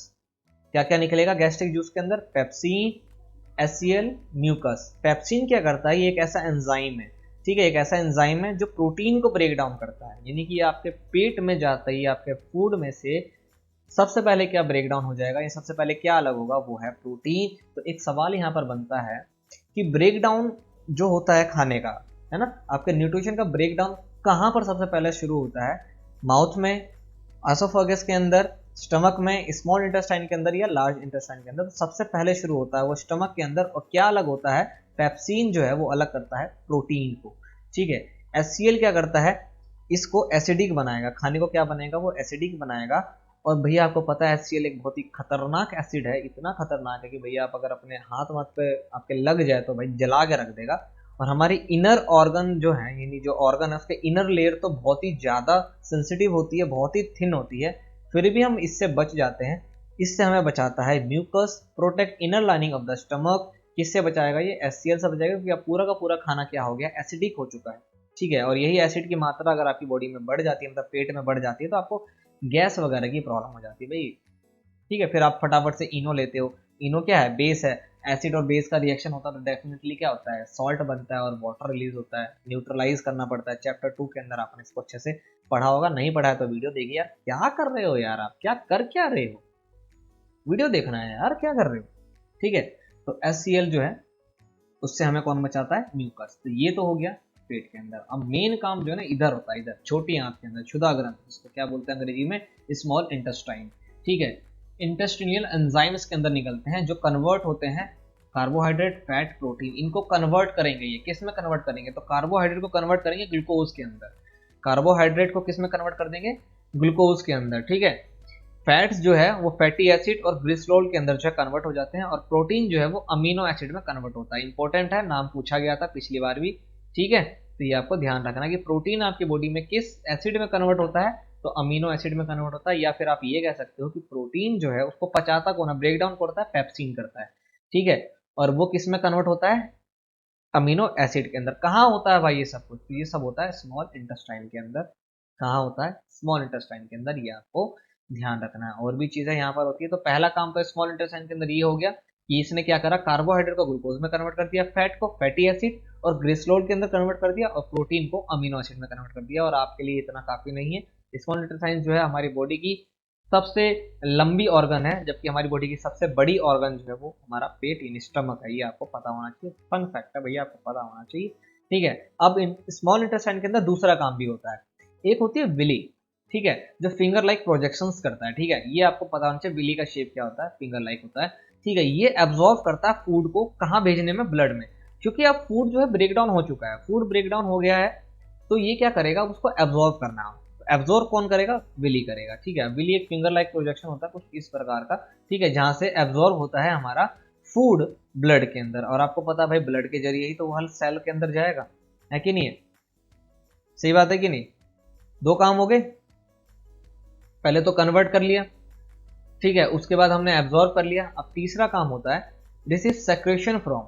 अब यहीं पर लीवर का काम आ जाता है, पैनक्रियास का काम आ जाता है। तो देखो लीवर क्या करता है, बाइल जूस निकालता है। ठीक है, लार्ज फैट ग्लोबुल्स को जो है ये कन्वर्ट करेगा स्मॉल फैट के अंदर। पैनक्रियास से पैनक्रियाटिक जूस निकलेगा जैसे कि ट्रिप्सिन और लिप्से। ठीक है, ट्रिप्सिन क्या करेगा, प्रोटीन्स को पेप्टोन्स में कन्वर्ट करेगा। लिप्से क्या करेगा, फैट को लिपिड में कन्वर्ट करेगा। अब ये जो नाम आप देख रहे हैं ना, ये ऐसा ट्रिकी सा लग रहा होगा, बट ये बड़ा मजेदार है अगर आप एक एक ऑर्गन को आप समझेंगे। स्मॉल इंटेस्टाइन जो है ना वो बहुत ही इंपॉर्टेंट पार्ट है हमारी बॉडी का, अगर हम फूड को डाइजेस्ट करने की अगर हम बात करते हैं तो। ठीक है, या आप ये कह सकते हो कि सारा का सारा काम जो है ना वो यही होता है। आपका लिवर भी यही एक्टिव होगा, आपका पेनक्रियाज भी यही एक्टिव होगा। ठीक है, पेट से तो केवल ब्रेक डाउन होकर के निकल के आ जाता है प्रोटीन। सारा काम कहाँ हो रहा है, स्मॉल इंटेस्टाइन के अंदर काम हो रहा है भाई। वहां उसको पहले कन्वर्ट करना है उसको, क्योंकि भाई खाना जो है वो एसिडिक आया है। अब एसिडिक खाना आया तो पेट में तो बच जाएगा क्योंकि म्यूकस था, आगे जाके कैसे बचाएगा, तो उसको बेस करना पड़ता है। फिर वो बेस होगा, कन्वर्ट हो जाएगा, कन्वर्ट होने के बाद एब्जॉर्ब होगा जो उसमें से न्यूट्रिशन है। उसके बाद सेक्रेशन मिलेगा, जैसे लीवर का काम होगा, यहाँ से बाइल जूस निकलेगा। जो फैट होता है ना, जो अब दवा के तेल वेल खाते हो भाई साहब, तेल वाली चीजें खाते हो, यही यही लीवर पर असर पड़ता है यहाँ पर। ठीक है, इसको वो स्मॉल में क्या करेगा, कन्वर्ट करेगा। ठीक है, उसके बाद देखो पैनक्रियास से पैनक्रियाटिक जूस निकलेगा, जैसे कि जो दो होते हैं, क्या वो कौन से होते हैं, ट्रिप्सिन होते हैं और लिप्से होते हैं। ट्रिप्सिन क्या करेगा, देखो पेप्सिन क्या करता है, प्रोटीन को ब्रेक डाउन करेगा। ठीक है, पेप्सिन क्या करेगा, प्रोटीन को ब्रेक डाउन करेगा, और ट्रिप्सिन क्या करेगा, उस ब्रेक डाउन हुए प्रोटीन को पेप्टोन्स में कन्वर्ट कर देगा। ठीक है, और लिप्सी क्या करेगा, फैट को लिपिड में कन्वर्ट करेगा। तो इतना सारा काम जो है स्मॉल इंटेस्टाइन के अंदर होता है। या आप ये कह सकते हो कि ज्यादातर मतलब आपका सारा खाना जो एब्जॉर्ब है ना वो कहाँ हो रहा है, स्मॉल इंटेस्टाइन के अंदर हो रहा है। अब जब सब कुछ हो गया है इसके अंदर, तो उसके बाद क्या करेंगे, हमें बॉडी से अब क्या निकालना है, बाहर निकालना है भाई। सब ले लिया हमने, सब न्यूट्रिशन, हर तरह के न्यूट्रिशन हमने उठा ली है। अब हमें क्या करना है, अब हमारे पास क्या रहेगा बॉडी के अंदर, वेस्ट रहेगा, जो कि स्मॉल इंटेस्टाइन से कहाँ आ जाएगा, लार्ज इंटेस्टाइन के अंदर आ जाएगा, यानी कि बड़ी आंत के अंदर आ जाएगा। तो यहाँ पर दो काम होंगे, एक होगा कि जो खाना साथ में आया, मतलब न्यूट्रिशन जो भी आया है वहां से, जो वेस्ट मटेरियल है उसमें कुछ ना कुछ वाटर होगा जिसको एब्जॉर्ब किया जाएगा। ठीक है, तो वाटर एब्जॉर्ब होकर आपको पता है कि भाई यूरिन के द्वारा बाहर निकालते हैं हम इसको, और जो सॉलिड मटेरियल रह जाएगा उसको हम एनएस के द्वारा जो है बॉडी के बाहर निकाल देते हैं। तो ये जो है हमारी बॉडी के कुछ फंक्शन है जो डाइजेशन का काम करते हैं। इसी को सिस्टम, ये पूरा का पूरा सिस्टम है, जहाँ पे हमारा माउथ काम कर रहा है, उसके बाद हमारा फूड पाइप काम कर रहा है, फिर हमारा स्टमक काम कर रहा है, फिर हमारा स्मॉल इंटेस्टाइन काम कर रहा है, फिर हमारा लार्ज इंटेस्टाइन काम कर रहा है। तो इतना लंबा काम होता है, उसके बाद जाकर के कहीं ना कहीं आपके शरीर के अंदर जो है वो न्यूट्रिशन डाइजेस्ट होता है। यहाँ पर ये इमेज आप देख सकते हैं। ठीक है, जो भी हमने ऊपर ज्ञान बांटा है आपको, या हमने जो ज्ञान की बातें करी हैं, वो सारी इमेज आपको यहाँ पर देखने को मिल रही है। ठीक है, अगर इसको हम छोटा करें तो ये अच्छे से दिख जाएगा। तो ह्यूमन डाइजेस्टिव सिस्टम है ये इमेज इसलिए इंपॉर्टेंट है, इसके मेन ऑर्गन जो है वो आप देख सकते हैं। ठीक है, जैसे माउथ आप पहचान लेंगे इजीली, मुझे पता है, टंग पहचान लेंगे आप। ठीक है, स्लेवरी ग्लैंड्स, पेट्रोइड ग्लैंड हो गया, सबलिंगुअल ग्लैंड हो गया। ठीक है, तो कुछ मेन हो गए, जैसे कि लीवर कहाँ है, गैल ब्लैडर कहाँ है, ठीक है, स्मॉल इंटेस्टाइन, लार्ज इंटेस्टाइन, इन चीज़ों को आप पहचाने। बॉडी में इतना सारा काम जो वो होता है, क्योंकि इमेज है और भैया इमेज से सवाल आ जाते हैं। तो ह्यूमन डाइजेस्टिव सिस्टम के अंदर हमने एक पढ़ लिया, तो हमने न्यूट्रिशन को यहाँ पे क्या कर लिया भाई, बिल्कुल कंप्लीट कर लिया है। खाना खा लिया, पचा लिया, बाहर निकाल दिया। ठीक है, कौन कौन से काम आए हैं हम वो हमने यहाँ पर देख लिए हैं। अब अगला जो पॉइंट है वो है रेस्पिरेशन। न्यूट्रिशन तो ले लिया आपने, अब सांस लेने की बारी है भैया। सांस लेना है कि नहीं लेना है, तो चलो हम सांस भी ले लेते हैं। रेस्पिरेशन के अंदर जो है, चलो इसको शुरू ही कर लेते हैं और क्या करें। रेस्पिरेशन यानी कि श्वसन प्रक्रिया है। देखो हम जब सांस लेते हैं, अब हम सांस ले रहे हैं ना, किस ऑर्गन का काम आता है ये भी देख लो। किसका काम आता है भाई, लंग्स हमारी जो है मदद करता है सांस लेने में, यही होता है, एक्सचेंज ऑफ गैसेस में ही होता है। तो अब इसको ध्यान रखना है। अब आपको क्या करना है, अपने पेट को छोड़ देना, मुंह को छोड़ देना, फूड पाइप को छोड़ देने का एकदम, ठीक है रे बाबा। स्मॉल इंटेस्टाइन और बड़ी आंत यानी कि लार्ज इंटेस्टाइन, इसको भी छोड़ देने का है। अब सारा ध्यान कहाँ लगा देना है, अपनी सांस पर। कहाँ लगा देना है, अपनी सांस पर, जो आप सांस ले रहे हो। तो चलो भैया इसको देख लेते हैं, इसको भी हम समझ लेते हैं। अगला पॉइंट है हमारा रेस्पिरेशन, क्योंकि जिंदा रहने के लिए आपको सांस लेना भी जरूरी है। तो देखो रेस्पिरेशन इन्वॉल्व, रेस्पिरेशन में बेसिकली होता क्या है, तो एक तो गैस का एक्सचेंज होता है। ठीक है, इनटेक ऑफ ऑक्सीजन, हम ऑक्सीजन रिच एयर लेते हैं, केवल ऑक्सीजन नहीं लेते हैं। तो ऑक्सीजन हम लेते हैं, ठीक है, और CO2 को हम रिलीज करते हैं, जिसको हम क्या बोलते हैं, ब्रीथिंग। भाई सांस लेने में यही होता है ना हमारा, एक्सचेंज ऑफ गैस। कहाँ होता है भैया, लंग्स में होता है, ध्यान रखने का एकदम। ठीक है, दूसरा क्या काम है, दूसरा है break down of simple food in order to release energy inside the cell, जिसको बोलते हैं सेलुलर रेस्पिरेशन। मतलब हम तो सांस ले रहे हैं, साथ साथ में सेल्स का जो रेस्पिरेशन है ना, अब सेल सांस तो नहीं लेगा, वो क्या करेगा, जो हम इनटेक करा हमने ऑक्सीजन का, उसको हमें कहाँ तक पहुंचाना है, सेल तक पहुंचाना है। तो सेल में हम पहुंचाएंगे डेफिनेटली ब्लड के द्वारा, ब्लड के माध्यम से हम इसको पहुंचाएंगे। तो वहां जा करके जो हमारा ग्लूकोज है C6H12O6, ठीक है, जिसके अंदर आप देख रहे हैं 6 कार्बन हम लेके गए हैं, इसका ब्रेक डाउन होगा, फिर वेस्ट निकलेगा।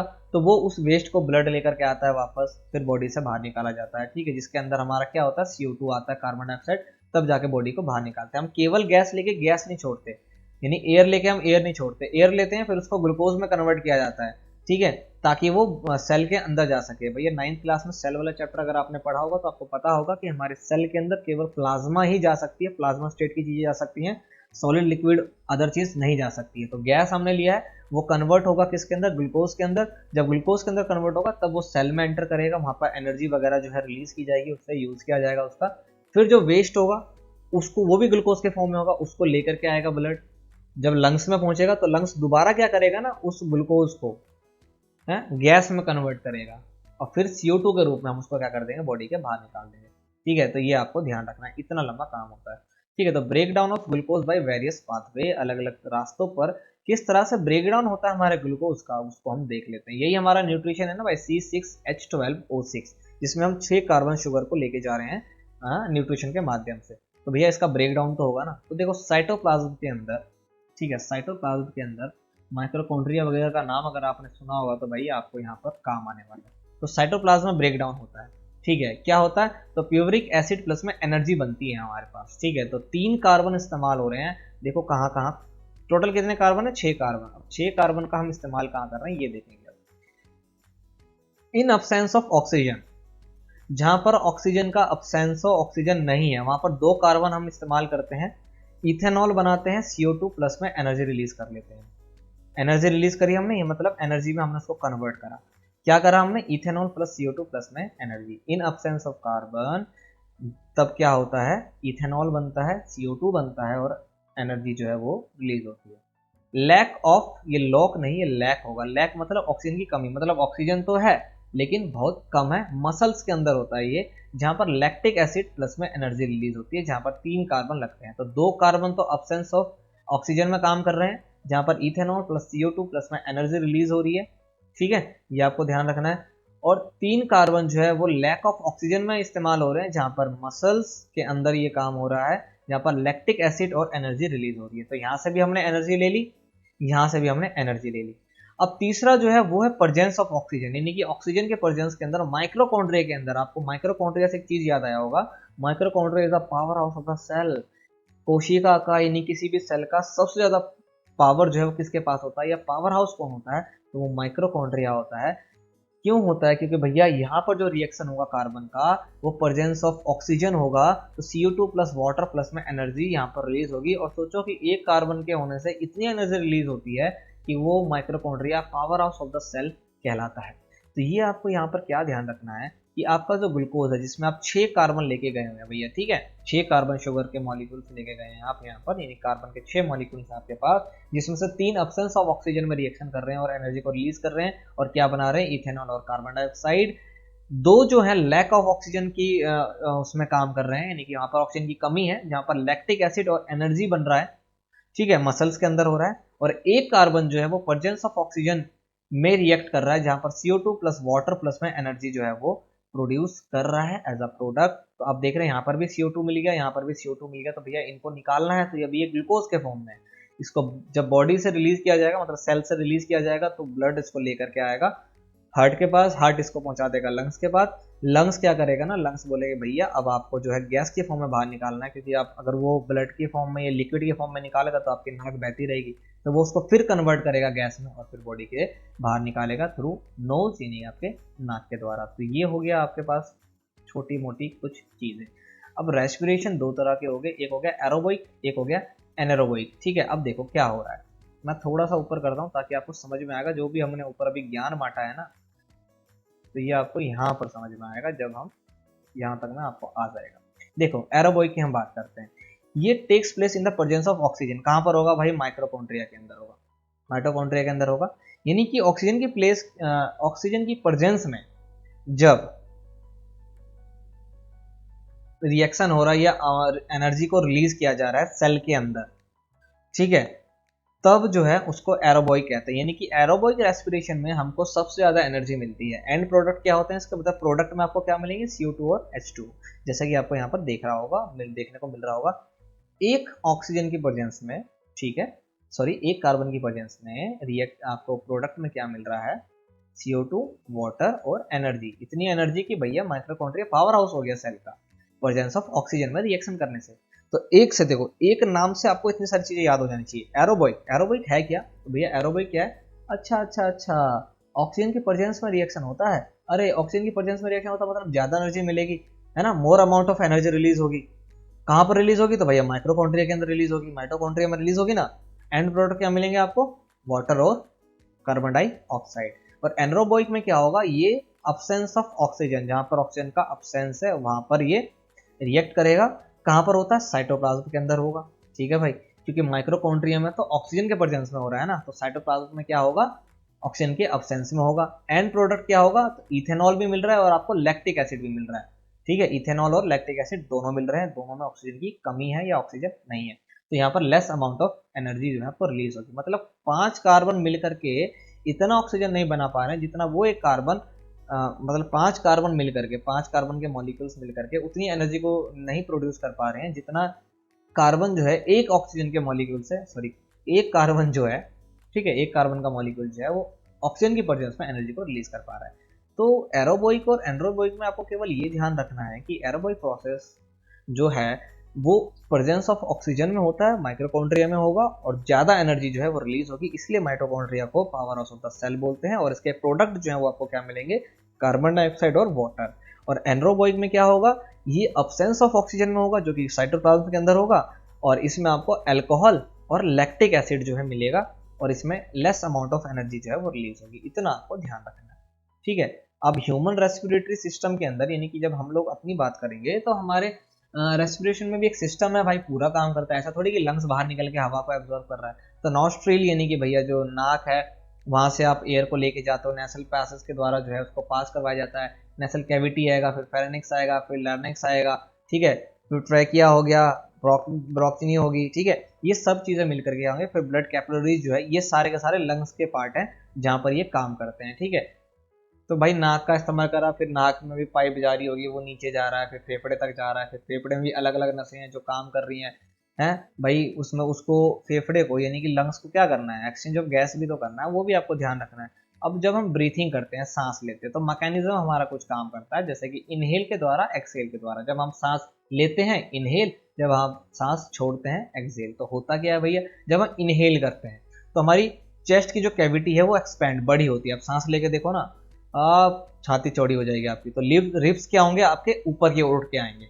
ठीक है, डायफ्राम जो होगा वो फ्लैट हो जाएगा शेप के अंदर, और लंग्स में जो वॉल्यूम है ना वो इंक्रीज हो जाएगी, एयर की जो वॉल्यूम है वो बढ़ जाएगी। करके देख लो, आप सांस लो, इतना सब कुछ एक साथ हो जाएगा, आपके रिब्स ऊपर आएगी, कैविटी एकदम एक्सपेंड हो जाएगी, डायफ्राम जो एकदम फ्लैट हो जाएगा आपका। ठीक है, और जो हवा है वो आपके लंग्स में ज्यादा आएगी।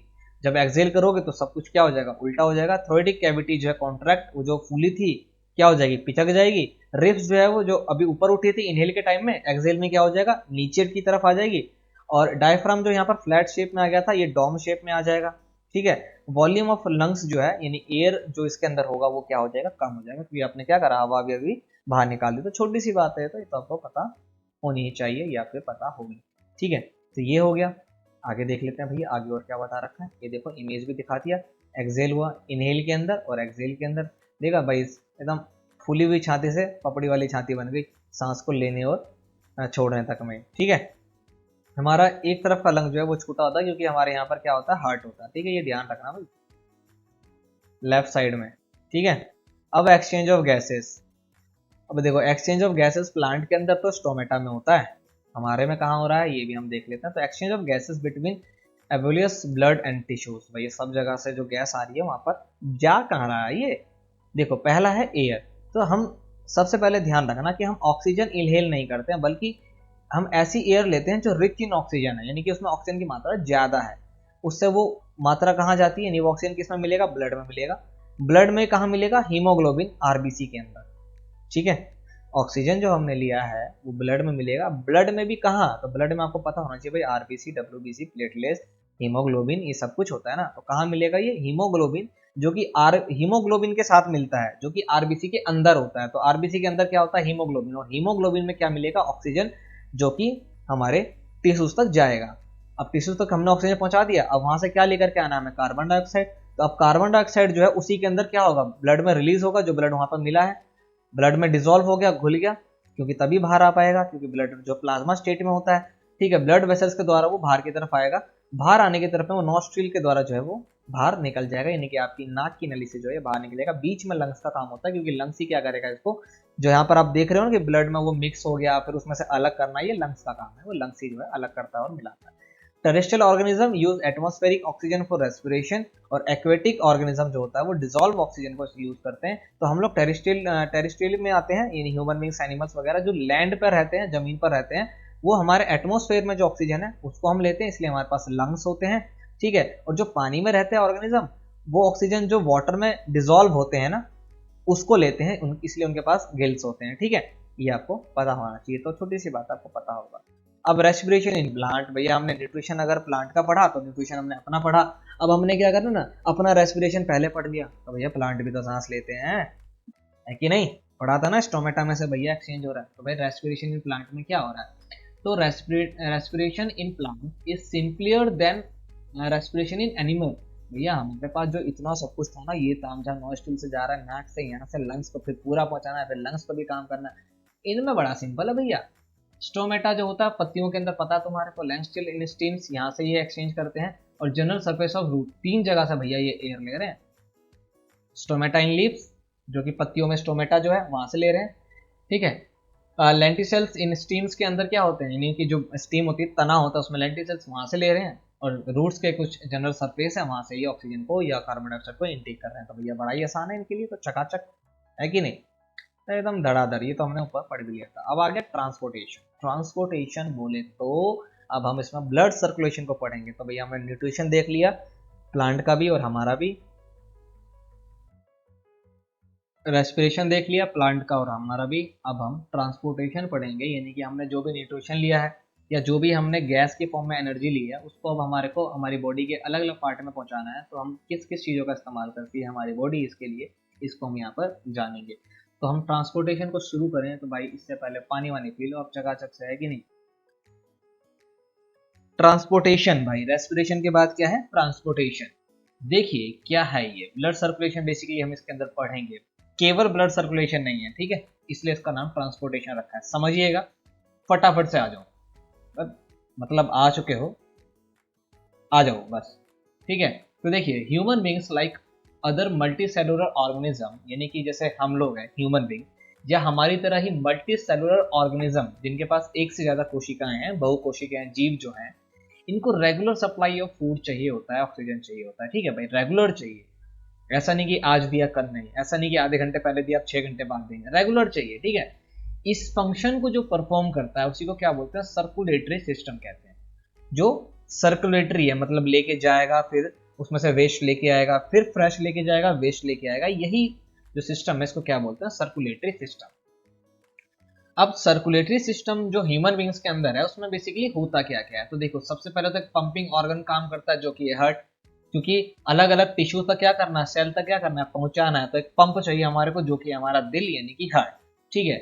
अब भैया आपको पहुंचाना है और वापस लेके भी आना, तो मतलब दो पाइप भी लगे होने चाहिए, एक पाइप से आप लेके जाओगे, एक पाइप से आप लेकर के आओगे, ऐसा तो है नहीं कि दोनों एक ही में लेकर के आ जाओगे चैम्बर बना करके, ऐसा तो नहीं होगा ना भैया। आपने एक पंप लाया है घर में, अब पंप से आपको पानी निकालना, तो एक पाइप उसका किसी पानी वाली जगह में लगाना पड़ेगा ना, ऐसा थोड़ी कि हवा में से पानी बनाएगा, तो दो पाइप चाहिए, एक होती है आर्टरीज, एक होती है वेन, इसको ब्लड वेसल्स बोलते हैं, ठीक है। तो दो ब्लड वेसल्स काम आती है, एक होती है आर्टरीज और वेन्स, क्योंकि एक से ज्यादा काम करती है इसलिए आर्टरीज एंड वेन्स। अब ब्लड एंड लिम्स, एक सर्कुलेटरी मीडियम चाहिए, मतलब एक ऐसा मीडियम चाहिए जो इन सबको लेकर के जाए, लेकर के आए। अब ब्लड, ये कहा जाए कि भाई ब्लड नाम की कोई चीज है ही नहीं, या ये बोला जाए कि ब्लड तो बेसिकली कुछ और है, तो आपको कैसा लगेगा।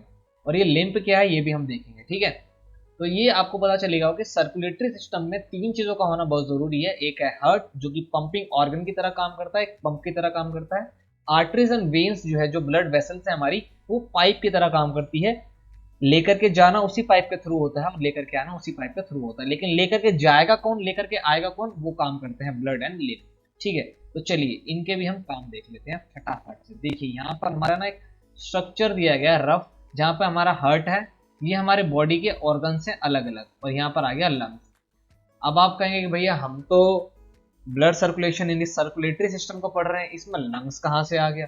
तो मैंने बताया था रेस्पिरेशन वाले के अंदर कि लंग्स क्या करता है, लंग्स को एक्सचेंज ऑफ गैस करना है, यानी कि उसने गैस को जो लिया है यानी ऑक्सीजन को जो लेके गया है, और अब जो उसमें से कार्बन डाइऑक्साइड को निकालेगा, या उस ऑक्सीजन को पहुंचाना बेसिकली कहाँ तक है, टिश्यूज तक पहुंचाना है, लंग्स तक नहीं पहुंचाना हमारे को, हमें टिश्यूज तक पहुंचाना है, और टिश्यूज के बारे में यानी कि सेल्स तक पहुंचाना है। और आपको पता है कि सेल्स में गैस तो जाती नहीं है, उसमें तो भाई प्लाज्मा जाएगा, तो भैया प्लाज्मा किसके थ्रू जाएगा, मतलब वहां तक पहुंचाना है, तो एक मीडियम चाहिए, तो मीडियम है हमारा ब्लड एंड लिम्फ, तो ब्लड में मिला करके भेजेगा।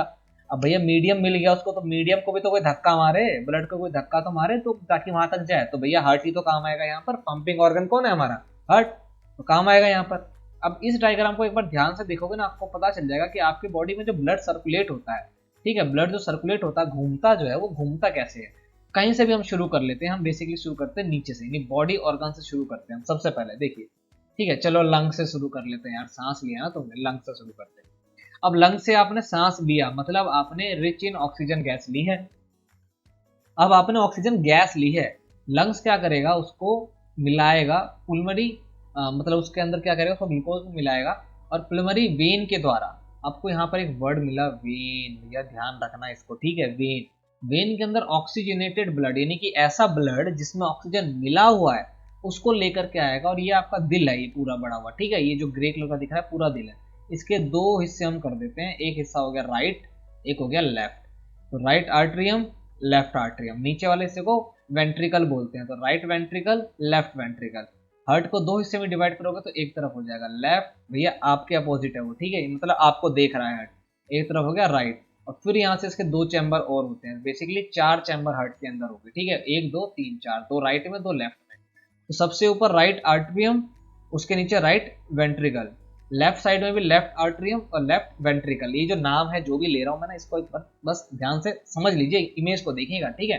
देखिए अब लंग से आपने ऑक्सीजन जनरेटेड जो है ऑक्सीजन वाला जो है आपने लिया है, क्या लिया है, ऑक्सीजन वाला एयर लिया है भैया, ठीक है। अब इसको क्या किया जाएगा, और लंग्स क्या करेगा, ब्लड में मिक्स करेगा और भेजेगा वेन के द्वारा, ठीक है, पल्मरी वेन। अब ये कौन सा वेन होगा भैया, ये राइट पल्मोनरी आर्टरी है, ये लेफ्ट, ठीक है। अब पल्मोनरी वेन के द्वारा ये आएगा, तो ध्यान रखना वेन के अंदर, अपने हमने ऊपर पढ़ा था ना आर्टरी एंड वेन, वेन में जो ब्लड होता है उसमें ऑक्सीजन होता है, ठीक है, ये आपसे पूछा जाएगा तो ध्यान रखिएगा। तो पल्मोनरी वेन के द्वारा वो आएगा हमारे लेफ्ट आर्टरीम के अंदर, कहाँ आएगा, लेफ्ट आर्टरीम के अंदर आएगा। वहां पर जब ये भर जाता है, जब ये यहाँ पर भर जाता है तो ये चैम्बर खुलेगा और ये ब्लड नीचे की तरफ आएगा, कहाँ आ गया, लेफ्ट वेंट्रिकल के अंदर आएगा। फिर लेफ्ट वेंट्रिकल से ये जाता है मेन अरोटा के द्वारा, मेन आर्टरी के द्वारा, ठीक है। अभी भी कहाँ जा रहा है, ये बॉडी की तरफ आप जाना है इसको। अब हार्ट क्या करेगा भैया, इसको बॉडी तक पहुंचाएगा, अभी भी ये वेन के द्वारा ही जाएगा, ठीक है। तो मेन आर्टरी यानी कि अरोटा के द्वारा ऑक्सीजनेटेड ब्लड जो है हमारे बॉडी के अलग अलग ऑर्गन्स तक जाता है। अब ऑर्गन्स तक पहुंच गया यानी कि सेल्स तक पहुंच गया, वहां पर जो है एनर्जी वगैरह रिलीज करी गई और वहां पर वेस्ट निकाला गया जो कि है CO2 के रूप में, मान लीजिए निकाला गया, क्योंकि हम लंग्स तक लेकर के जाएंगे तो CO2 को हम लेके जाएंगे। अब ये क्या करेगा, अब CO2 मिला हुआ जो ब्लड है आपका, अब ब्लड में क्या मिल गया, CO2 मिल गया, इसको ब्लैक कर लेते हैं, तो ब्लड में CO2 मिल गया। अब बॉडी ऑर्गन से ये ब्लड जो CO2 लेकर के जा रहा है, जिसके अंदर डीऑक्सीजनेटेड ब्लड है, कहने मतलब ऐसा ब्लड जो डीऑक्सीजनेटेड है, जिसके अंदर कार्बन डाइऑक्साइड मिला हुआ है, या ये बोलूं कि जिसमें ऑक्सीजन नहीं मिला हुआ है, ये जाएगा सीधा हमारे हार्ट के राइट आर्टरियम के अंदर। और यहाँ पर जब ये वाला चैम्बर फिल हो जाएगा तो ये नीचे वाले चैम्बर में गिरेगा जिसका नाम है राइट वेंट्रिकल। और यहाँ से ये ब्लड, क्योंकि अभी भी इसके अंदर क्या है, कार्बन डाइऑक्साइड मिला हुआ है और कार्बन डाइऑक्साइड को भी निकालना है, तो राइट वेंट्रिकल से ये जाएगा ब्लड सीधा हमारे लंग्स में पल्मोनरी आर्टरी के द्वारा। और लंग्स में इस CO2 वाले जो हमारा ब्लड आया, इसमें से CO2 को अलग किया जाएगा और गैस के फॉर्म में कन्वर्ट करके नॉस्ट्रिल के द्वारा बॉडी से बाहर निकाल दिया जाएगा। और सेम टाइम पर हम फिर से क्या करेंगे, रिच इन ऑक्सीजन गैस इनको इनटेक करेंगे और उसी ब्लड में, जो जिस ब्लड से अभी लंग्स ने CO2 को निकाला है, उसी के अंदर वो क्या करेगा, ऑक्सीजन को मिलाएगा और फिर पल्मोनरी वेन के द्वारा जो कि ऑक्सीजनेटेड ब्लड को लेकर के आ रहा है, लेफ्ट आर्टरी में डालेगा हार्ट के, जो कि लेफ्ट वेंट्रिकल में आएगा। और फिर उसके बाद हमारे मतलब मेन आर्टरी यानी कि अरोटा के द्वारा बॉडी ऑर्गन्स में जाएगा, अलग अलग बॉडी के पार्ट में पहुंचेगा। फिर वहां पर क्या होगा, CO2 जो है रिलीज होगा, वहां से फिर CO2 को ब्लड उठाएगा, केवल CO2 नहीं उठाता, पूरे वेस्ट को उठाता है वो, ठीक है। ब्लड जो है उसको उठाएगा और फिर लेकर के आएगा, जिसको हम डीऑक्सीजनेटेड ब्लड बोलेंगे, ठीक है, क्योंकि इसमें ऑक्सीजन नहीं है। इसको ला करके राइट आर्टरियम में डालेगा, फिर राइट वेंट्रिकल में आएगा वो, और उसके बाद जो है वो लंग्स में जाएगा पल्मोनरी आर्टरी के द्वारा, और फिर उसको एक्सचेंज करके यानी कि उसके फॉर्म को चेंज करके लंग्स क्या करेगा, बॉडी से बाहर निकाल देगा। आपको मैंने 2 बार बोला तो आपको एक चीज देखा होगा, मतलब आपके ध्यान में एक चीज आई होगी कि ब्लड जो है ना, ब्लड जो है, ब्लड को एक साइकिल करने में यानी कि बॉडी में यहाँ से यहाँ तक पहुंचने में, एक साइकिल करने में 2 बार जो है हार्ट के अंदर जाना पड़ रहा है। एक बार इधर से जा रहा है, फिर घूम करके लंग्स में जाता है, फिर यहाँ से आता है और फिर घूम करके जो है बॉडी में जाता है, मतलब वो 2 बार जा रहा है, ठीक है। समझ में आया कि नहीं आया, देखिए बॉडी ऑर्गन से आया राइट आर्टरियम के अंदर, लेफ्ट वर्टिकल में आया, फिर सीधा गया लंग्स में, एक बार घुस गया, फिर लंग्स से निकल के आएगा लेफ्ट आर्टरियम के अंदर, फिर लेफ्ट वेंट्रिकल के अंदर, फिर ये बॉडी में जाएगा। मतलब लंग्स में कितनी बार हार्ट में कितनी बार जाता है, ये 2 बार जाता है, ये ध्यान पर आपको रखना है। अब हम असली वाला दिल देख लेते हैं अपना। तो भैया पेश है आपके सामने आपका दिल, और ये पान के पत्ते वाला नहीं है जिसको आप देख करते बैठे तुलसी को, है कि नहीं। ये रहा भैया आपका दिल का डायग्राम, लेफ्ट साइड में होता है, लेफ्ट प्रॉपर लेफ्ट में नहीं होता, थोड़ा सा मिड से लेफ्ट में होता है, क्योंकि हमारा लेफ्ट लंग जो है वो थोड़ा सा छोटा होता है साइज में। तो डायग्राम जो है ये काफी ज्यादा जो है मैं कहूंगा भैया इंपॉर्टेंट है, आप ध्यान रखिएगा बिल्कुल, ठीक है। अब जो आपने वहां पर देखा ना, यहाँ पर ये हार्ट बना दिया 2 चैम्बर के साथ, यहाँ पे लंग्स लिख दिया, यहाँ पर जो है बॉडी ऑर्गन लिख दिया, ये ऐसे जा रहा है, फिर ये ऐसे करके ऐसे जा रहा है, फिर ये ऐसे जा रहा है, फिर ये ऐसे जा रहा है। तो इस तरह से नहीं जाता, जाने का तरीका यही है, ये घूम के जाता है। आप देखो घूमेगा कैसे, सेम चीज है, यहाँ से ब्लड एंटर करेगा, इसमें इस वाले चैम्बर में भरेगा, तो ये जो है ये बंद रहता है, जैसे ये भरेगा खुलेगा, खुलते ही नीचे, नीचे से होगा पंप, पंप होता ही वो इस वाले हिस्से से जाएगा लंग्स में, लंग्स में जाने के बाद फिर आपको पता है कि वहां से जो है गैस को एक्सचेंज किया जाएगा और ऑक्सीजन मिला करके उसको डाला जाएगा, फिर वो आएगा इस एरिया से, पल्मोनरी वेन के द्वारा आएगा। आपको पता है भाई, राइट पल्मोनरी आर्टरी के द्वारा जो है वो जाता है अरोटा से, पल्मोनरी वेन के द्वारा वो बॉडी के अंदर आएगा, यहाँ पर आएगा, यहाँ पर आने का फिर ये नीचे वाले चैम्बर में आएगा, ठीक है। अब जैसे लेफ्ट वेंट्रिकल में आएगा, ये यहाँ से फिर पंप होगा और फिर ये यहाँ से निकल कर बॉडी के उसमें जाएगा ऑर्गन में। मतलब ये बेसिकली कुछ इस प्रकार से जा रहा है, यहाँ पर आया, ठीक है, ये पहला चैम्बर हो गया, ये दूसरा और हो गया, फिर यहाँ से ये ऐसे गया, फिर यहाँ से ये ऐसे घूम करके आ रहा है, फिर ये कुछ इस प्रकार से निकला, मतलब जलेबी बना रहा पूरी तरह से। लेकिन आपको समझना केवल कहाँ से है, इस वाले डायग्राम से आप इजीली समझ जाएंगे कि बॉडी ऑर्गन से आएगा राइट आर्टरियम के अंदर, राइट आर्टरियम से जाएगा, मतलब अगर मैं इसको छोटा कर दूँ ना तो दोनों इमेज एक साथ दिख जाएंगे, है कि नहीं? हाँ ये भी बात सही है, कोशिश करिएगा भैया, कोशिश हो जाएगा, दिख जाएंगे दोनों इमेज दिख जाएंगे। देखिए भाई कहाँ से आ रहा है, बॉडी ऑर्गन से आ रहा है, ये मेन वेन से होता हुआ राइट आर्टरियम के अंदर। कहाँ आ रहा है? राइट आर्टरियम, मतलब इसके अंदर आ रहा है, ठीक है। अब यहाँ से जा रहा है राइट वेंट्रिकल के अंदर, यानी कि ये निचले वाले हिस्से के अंदर, ठीक है, राइट वेंट्रिकल के अंदर आएगा। अब यहाँ से निकल के सीधा कहाँ चला जाएगा? हमारे लंग्स में, ठीक है, पल्मरी आर्टरी के द्वारा। किसके द्वारा जाएगा? ये पल्मरी आर्टरी के द्वारा जो है चला जाएगा। अब ये वहां चला गया तो वहां से आपको पता है कि इसमें सिर्फ कार्बन डाइऑक्साइड को निकाला जाएगा और इसके अंदर ऑक्सीजन को मिलाया जाएगा और फिर ये वापस आएगा, ठीक है, पल्मरी वेन के द्वारा आएगा। ये वापस किस तरफ आएगा? लेफ्ट आर्टरियम के अंदर आएगा। किस में आएगा भाई? लेफ्ट आर्टरियल के अंदर, यानी कि इसके अंदर आएगा। कलर चेंज कर लूँ क्या? देखो इस वाले हिस्से में आएगा, ठीक है। अब इसमें आने के बाद पक्का नीचे वाले हिस्से में आएगा जो कि है लेफ्ट वेंट्रिकल। अब लेफ्ट वेंट्रिकल के अंदर आ गया ये, ठीक है, लेफ्ट वेंट्रिकल के अंदर अगर आ गया, अब ये यहाँ से जाएगा अरोटा के द्वारा, कहाँ पर जाएगा? यानी कि इस वाले हिस्से से निकलेगा और ये चला जाएगा हमारे बॉडी के ऑर्गन्स में। तो थोड़ा सा ज्यादा घूम जाता है, लाइक जलेबी या आप जो भी कह सकते हैं, ठीक है, लेकिन भैया बड़ा ही मजेदार ऑर्गन है, चकाचक एकदम, ठीक है। और ध्यान रखिएगा भैया इसका, इधर उधर मत दे दीजिएगा, है कि नहीं? तो ब्लड सर्कुलेशन हमारी बॉडी में कुछ इस प्रकार होता है और पूरे सर्कल के अंदर ब्लड को जो है 2 बार हमारे हार्ट में जाना पड़ता है। ये इंपॉर्टेंट है, ये आपको पता होना चाहिए। तो ये भैया ये आप देख सकते हैं, डायग्राम आपके सामने है। डायग्राम थोड़ा ध्यान से देखिएगा। ब्लड के मतलब अगर हार्ट को 2 हिस्सों में डिवाइड किया जाएगा कुछ इस प्रकार से और कुछ इस प्रकार से, तो 4 चैम्बर होते हैं। आपको पता होना चाहिए इस वाले चैम्बर का नाम क्या है, इसका क्या नाम है, इसका क्या नाम है, इसका क्या नाम है, ये आपको मालूम होना चाहिए। अब ब्लड हार्ट का जो साउंड है, ठीक है, साउंड कैसा है भैया? धक धक धक धक करता है ना भाई, धक धक, तो धक धक नहीं करता, ये लप डप, लप डप। कैसे करता है? लप डप। तो आपको ये साउंड पता होना चाहिए कि आपके हार्ट का साउंड क्या है, लप डप लप डप, नॉट धक धक धक धक, ठीक है, ये तो बुलेट करती है, ठीक है सर। अब देखो, अब आपने देखा बेसिकली हो क्या रहा है, अगर मैं एक बार ये और ऊपर बताऊं आपको, देखो ब्लड पुलमरी आर्टरी पुलमरी वेन, यानी कि ब्लड जो हार्ट से लंग्स की तरफ जा रहा है या लंग्स से हार्ट की तरफ आ रहा है, एक सिस्टम काम कर रहा है और वो है पुलमरी आर्टरी से पुलमरी वेन से पुलमरी आर्टरी, ये घूम रहा है। एक सिस्टम यहाँ पर ब्लड घूम रहा है, एक बार यहाँ पर ब्लड घूम रहा है, ठीक है, तो 2 बार ब्लड घूम रहा है। तो जो ब्लड हार्ट से बॉडी की तरफ जा रहा है या बॉडी से हार्ट की तरफ आ रहा है, इसको तो सिस्टमेटिक सर्कुलेशन बोलते हैं भैया, जो सिस्टम है बेसिकली, ठीक है। और जो ब्लड जो है, और जो ब्लड हार्ट से लंग्स की तरफ जा रहा है और लंग्स की तरफ हार्ट की तरफ आ रहा है, तो यहाँ पर एक सिस्टम काम कर रहा है। बार बार देख रहे होंगे नाम आपको मिल रहा है पुलमरी, यहाँ पे भी लिखा हुआ है, यहाँ भी लिखा हो रहा है, तो यहाँ पर पुलमरी सर्कुलेशन काम कर रहा है, नीचे सिस्टमेटिक सर्कुलेशन काम कर रहा है। यानी कि ऐसा सिस्टम जब हार्ट से बॉडी की तरफ ब्लड जा रहा है और बॉडी की तरफ से हार्ट में आ रहा है, उसको सिस्टमेटिक सर्कुलेशन बोलेंगे। और जो हार्ट से लंग्स में जा रहा है और लंग्स से हार्ट में आ रहा है, उसको हम पल्मरी जो है सर्कुलेशन बोलेंगे। ये आपको छोटी सी जानकारी आपके लिए आपको पता होना चाहिए, बाकी साउंड आप ध्यान रखिएगा क्या है। अब आपके ब्लड के अंदर, ब्लड जो है एक फ्लूइड कनेक्टिव टिश्यू है, ब्लड आपको पता होना चाहिए कनेक्टिव टिश्यू है। अलग अलग जो है ये सेल्स जो है इसके अंदर चीजें मिलते हैं, अलग अलग कंपोनेंट है। तो 2 तरह के कंपोनेंट होते हैं, एक ग्रैनुलर कंपोनेंट होते हैं और एक लिक्विड कंपोनेंट होते हैं। तो ग्रैनुलर कंपोनेंट के अंदर जो है ब्लड के कॉर्पुसल्स होते हैं, जैसे कि आरबीसी, ब्लड प्लेटलेट्स, डब्ल्यूबीसी, ठीक है। और लिक्विड में क्या होता है? प्लाज्मा होता है। तो ये आपको पता होना चाहिए, बेसिकली छोटी सी बात है ये, ठीक है। तो ब्लड एंड लिम्फ जो है क्या, ये मीडियम है, ठीक है।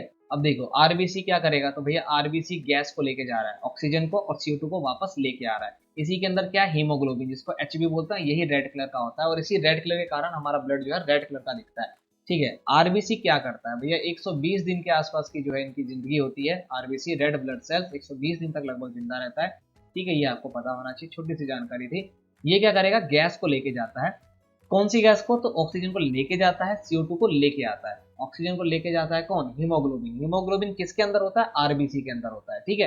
हीमोग्लोबिन एक रेड कलर का जो है वो कंटेन होता है, जो ब्लड के अंदर ही आपको मिलता है। ब्लड में कहाँ मिलेगा, आरबीसी के अंदर मिलेगा, ठीक है। ब्लड प्लेटलेट्स, ये ब्लड क्लॉटिंग से में जो है हेल्प करता है, ब्लड को क्लॉट होने से बचाता है, उसको थक्के होने से बचाता है। अब आपका जो डेंगू वेंगू होता है तो आपको ब्लड प्लेटलेट्स ही चेक करी जाती है, कहीं आपका ब्लड जो है क्लॉट तो नहीं हो रहा, थक्का तो नहीं बन रहा उसका, ठीक है। मतलब ब्लड ऐसा नहीं कि ऐसे टुकड़े टुकड़े में कहीं बट गया हो, ब्लड पूरी तरह से फैलना चाहिए। तो ये इसमें हेल्प करता है, बहुत ही इंपॉर्टेंट पार्ट है। व्हाइट ब्लड सेल, श्वेत रक्त कोशिकाएं, ठीक है, ये क्या करता है, डिफेंस की तरह काम करता है, जर्म से जो है हमारी बॉडी को बचाता है, एंटीबॉडीज को प्रोड्यूस करके। आपको पता है आपकी इम्यूनिटी में सबसे ज्यादा यही खटाखट काम करता है। आर्मी है इसकी पूरी की पूरी, जो खून में मिलकर के पूरी बॉडी में घूमती है। अब क्योंकि इसको पूरी बॉडी में घूमना है तो भैया सबसे आसान तरीका मीडियम पकड़ लो। मीडियम जो है वो ब्लड है, जिसमें आरबीसी, ब्लड प्लेटलेट्स, डब्ल्यूबीसी है, जो इसमें घूमते रहते हैं। और ये सब कुछ क्या है, सॉलिड है। तो भैया लिक्विड चाहिए, प्लाज्मा। तो प्लाज्मा अपने आप में एक स्टेट है, एक येलो कलर का फ्लूइड है जो 90% वाटर से और 10% ऑर्गेनिक सब्सटेंस जैसे कि प्लाज्मा, प्रोटीन, ठीक है, इनसे मिलकर के ये बना हुआ है। इसी के अंदर मिनरल साइंस वगैरह भी होते हैं। तो 70% हमारी बॉडी में क्या पड़ा हुआ है, प्लाज्मा, जिसके अंदर 90% क्या है, वाटर है। ठीक है, तो भैया आप देख रहे हो येलो कलर का होता है ये। आपको जब पीलिया वगैरह हो जाता है तो आपके आरबीसी जो है डेड हो जाते हैं, जिस कारण आपका ब्लड जो है वो पीला पीला, यानी बॉडी जो है येलो कलर की नजर आने लग जाती है। अब ब्लड हो गया, उसके बाद है लिम्फ। ये बेसिकली क्या करता है, देखिए एक येलोइश फ्लूइड होता है, ये व्हाइट टू येलोइश होता है, पूरा पीला नहीं होता, लगभग व्हाइट से पीला वाला जो शेड होता है ना, थोड़ा सा पीले से कम व्हाइट की तरफ, वो वाला होता है। escape from blood capillaries into the intercellular spaces contain less protein than blood। ठीक है, lymph flow from the tissues to the heart assisting in the transportation and destroying germs। ये बेसिकली इंपॉर्टेंट पार्ट है। करता क्या है, देखो आपके tissues के अंदर या सेल्स के अंदर, ठीक है, जो एक्स्ट्रा मटेरियल होता है ये एक तो उसको वापस लाता है। ठीक है, ये क्या करेगा, लेस प्रोटीन जो है उसको वापस लेकर के आएगा और उसको पहुंचाता है कहाँ तक, हार्ट तक पहुंचाएगा। साथ ही साथ में जर्म्स को मारता भी है, डिस्ट्रॉय करता है किसको, जर्म्स को। तो ये भी एक इंपॉर्टेंट पार्ट हो गया, है कि नहीं। तो ब्लड में क्या क्या चीजें होती हैं ये आपको पता होना चाहिए। लिम्फ जो है वो क्या है वो पता होना चाहिए। डब्ल्यूबीसी क्या करता है, ठीक है। ब्लड प्लेटलेट्स क्या करता है, तो भैया help in blood clotting. Blood का क्लॉट होना बहुत जो है नहीं जरूरी है, ब्लड क्लॉट नहीं होना चाहिए, क्योंकि अगर ब्लड क्लॉट होगा तो वो फैल नहीं जाएगा, नहीं जो है ट्रांसपोर्टेशन उसका हो नहीं पाएगा, जिस कारण वो जमेगा। जमेगा तो भैया फिर कहीं ना कहीं आपको प्रॉब्लम होनी स्टार्ट हो जाएगी, आपका ब्लॉकेज आएगा उस नस के अंदर। नस का ब्लॉकेज होना कहीं ना कहीं हार्ट को जो है हार्ट अटैक के लिए इन्विटेशन देना होता है, और वो तो भैया बैठा इसीलिए ही है। छोटी छोटी चीज़ों में जो है आजकल जो है हार्ट अटैक आ रहे हैं लोगों को, थोड़ी बहुत भी टेंशन झेल नहीं पा रहे भाई साहब, पता नहीं क्या हो गया। तो इन चीज़ों का आपको क्या करना है, ध्यान रखना है। अब हमने ऊपर पढ़ा था ब्लड वेसल्स के बारे में। तो आपको पता है यहाँ पर दो नाम पढ़े थे आपने, आर्टरीज एंड वेन्स। तो हमने आप देख लिया कि वेन्स बेसिकली क्या करता है, ठीक है। तो वेन्स जो है डीऑक्सीजनेटेड ब्लड को बॉडी पार्ट से लेकर के हार्ट तक आएगा, ठीक है। इसको कलेक्टिंग वेसल्स भी बोलते हैं, ठीक है। ये थिन और लेस इलास्टिक होता है और superficial as compare to arteries से ज़्यादा सुपरफिशियल होता है ये, ठीक है।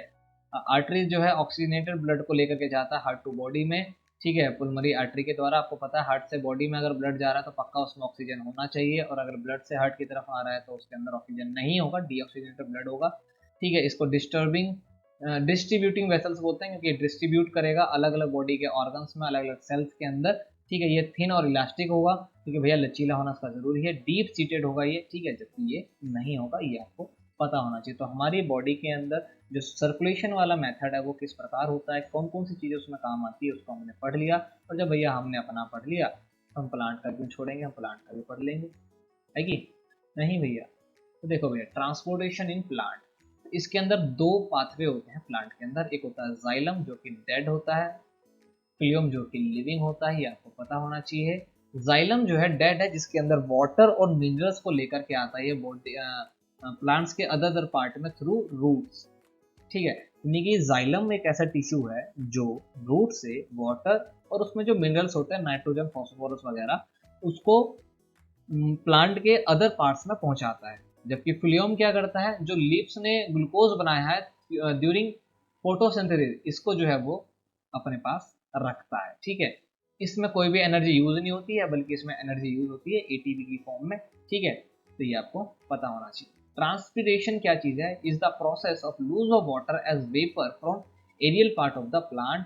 प्लांट के जो एरियल पार्ट होते हैं, यानी कि जैसे कि लीव्स हो गया, आपको पता है लीव्स के जरिए जो है प्लांट वाटर को लूज करता है, H2 आपको पता है स्टोमेटा से वो बाहर निकालता है, ठीक है। इस प्रोसेस को क्या बोलते हैं, ट्रांसपिरेशन बोलते हैं। ये आपको छोटी सी जानकारी यहाँ पर आपको पता होनी चाहिए कि नहीं होनी चाहिए, ठीक है। अब फंक्शन है, उसके बाद हमारा लास्ट पॉइंट रह जाएगा जो कि है एक्सक्रीटरी सिस्टम, ठीक है, इन मैन।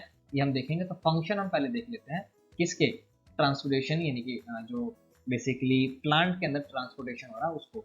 तो absorption and upward movement of water and minerals by creating transpiration पुल।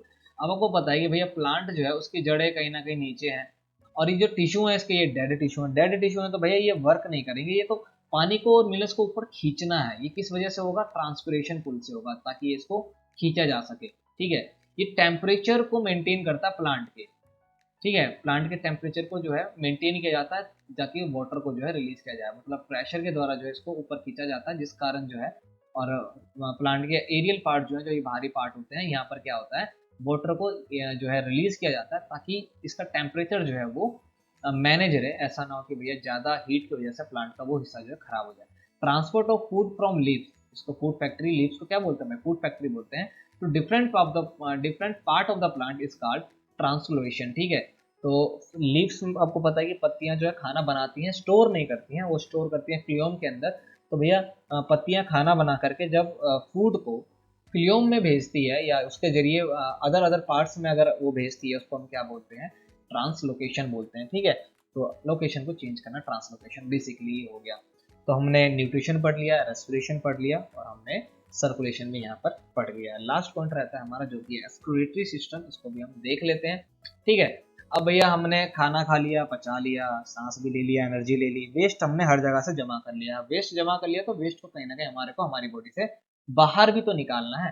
तो अब जो बाहर निकालेगा, तो आपको पता है हम मल्टी सेलुलर है, एक सेल या एक ऑर्गन तो काम करेगा नहीं भैया, एक से ज्यादा लोग काम करेंगे, एक से ज्यादा सेल्स जो है काम करेंगे। तो यहाँ पर काम आता है किडनी। अब भैया आपकी किडनी जो है, जो दो है आपकी संख्या में, वो यहाँ पर काम करेगी। ये एक्सक्रीटरी ऑर्गन है हमारा, ये आपको पता होना चाहिए। यूटेरस दूसरा जो है वो क्या काम करेगा? दूसरा कौन सा ऑर्गन है? वो है यूटेरस। यानी एक्सक्रीटरी या यूरिनरी सिस्टम जो है, क्योंकि हमें पता है कि हम मतलब एनस के द्वारा और यूरिन के द्वारा भी जो है, हम यूरिन मतलब बेसिकली निकालते हैं, यानी कि वाटर भी रिलीज करते हैं, तो ड्रेन आउट भी करना होता है यूरिन को। तो यूरिन को किडनी में से बाहर निकालना, यानी कि वाटर को किडनी में से बाहर निकालना यूटेरस का काम होता है। फिर होता है यूरिनरी ब्लैडर, जो कि भाई इसको स्टोर करके रखेगा। ऐसा थोड़ी कि अब 180 लीटर तक जो है ब्लड को प्योरीफाई कर देता है एक दिन के अंदर किडनी, जिसमें से 2 लीटर तक का वो जो है वेस्ट निकालता है। तो भैया 2 लीटर बात रहा, ये अभी भी आप बैठे हो तब भी फिल्ट्रेशन चल रहा है, काम करो तब भी चल रहा है। अगर भैया नीचे एक स्टोरेज नहीं रखा जाएगा, कोई ऐसा ब्लैडर नहीं रखा जाएगा जिसमें पहले आकर के वो स्टोर हो, तो फिर तो आप तो बाथरूम में ही खड़े रह जाओगे। तो कुछ क्या लगा दिया गया? स्टोर, ताकि ये इसमें आके पहले जमा हो जाए। इसका प्रेशर बढ़ जाएगा, यानी कि जब ये भर जाएगा तब आप एक बार में जाओ और खाली करके आ जाओ। ठीक है, तो एक किडनी काम कर रही है, मतलब पेयर में काम करती है, आपको पता है। यूटेरस काम कर रहा है, यूरिनरी ब्लैडर काम कर रहा है, और यूरेथ्रा यूरेथ्रा काम कर रहा है, जो कि चैनल है एक्सटीरियर का। ठीक है, ताकि भाई बॉडी से बाहर भी तो निकालना है। इसका आप यहाँ पर डायग्राम देख सकते हैं। ये दो हमारे जो है किडनी है, राजमा जैसे दिखने वाले। ठीक है, इसके ऊपर वाले इससे जो है एड्रेनल ग्लैंड है, ये लेफ्ट किडनी है, ये राइट किडनी है। ठीक है, इंटीरियर वेना कैवा है यहाँ पर। ठीक है, ये अरोटा, ये हो गया यूटेरर। ठीक है, ये हो गया यूरिनरी ब्लैडर, ये कटा हुआ आपको दिखाया जा रहा है, ये पूरा ऐसा भरा हुआ होता है। यहाँ से देख रहे दोनों किडनी में से एक पाइप निकली हुई है, ताकि जो भी वाटर इसमें से जो आएगा, ठीक है, वो इसके अंदर स्टोर होने लगे। तो ये दिखा रखा है आपको ओपन करके। ठीक है,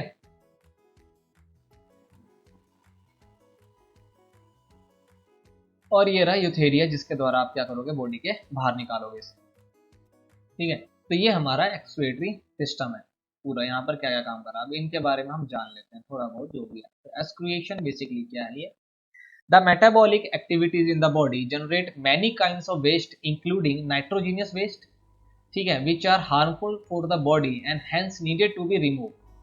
भाई कह रहे हैं कि हमारी बॉडी के अंदर जितने भी एक्टिविटीज हो रही हैं, चाहे हम खाना खाते वक्त कर रहे हैं, न्यूट्रिशन के रूप में कर रहे हैं, या रेस्पिरेशन के रूप में कर रहे हैं, सर्कुलेशन के रूप में कर रहे हैं, क्योंकि भाई सेल्स भी मर रहे हैं, उसमें से भी चीजें निकल रही हैं, बाहर हो रही है, तो उसमें कहीं ना कहीं नाइट्रोजीनियस वेस्ट जो है, यानी कि ऐसे वेस्ट जिसमें नाइट्रोजन होते हैं, वो रिलीज हो रहे हैं, और ये हमारी बॉडी के लिए हार्मफुल है काफी ज्यादा। तो भाई इसको क्या करना, फटाफट रिमूव करना है। तो रिमूव करने के लिए जिस प्रोसेस का इस्तेमाल करते हैं उसी को क्या बोलते हैं? एक्सक्रिएशन कहते हैं। तो excretion is the process by which these waste are removed from our body, यानी कि excretion is a process by which nitrogenous waste during metabolic activities, है ना, जो हमारी बॉडी में जनरेट होते हैं, उसको रिमूव करना क्या कहलाता है? एक्सक्रिएशन कहलाता है। सिंपल सी बात, नौ बकवास। ठीक है, तो देखो कौन कौन से मटेरियल जो है क्रिएटेड होते हैं, यानी कि कौन कौन से मटेरियल पदार्थ जो है वो बॉडी से बाहर निकलते हैं। तो नाइट्रोजीनियस वेस्ट के रूप में क्या निकालते हैं हम? यूरिया।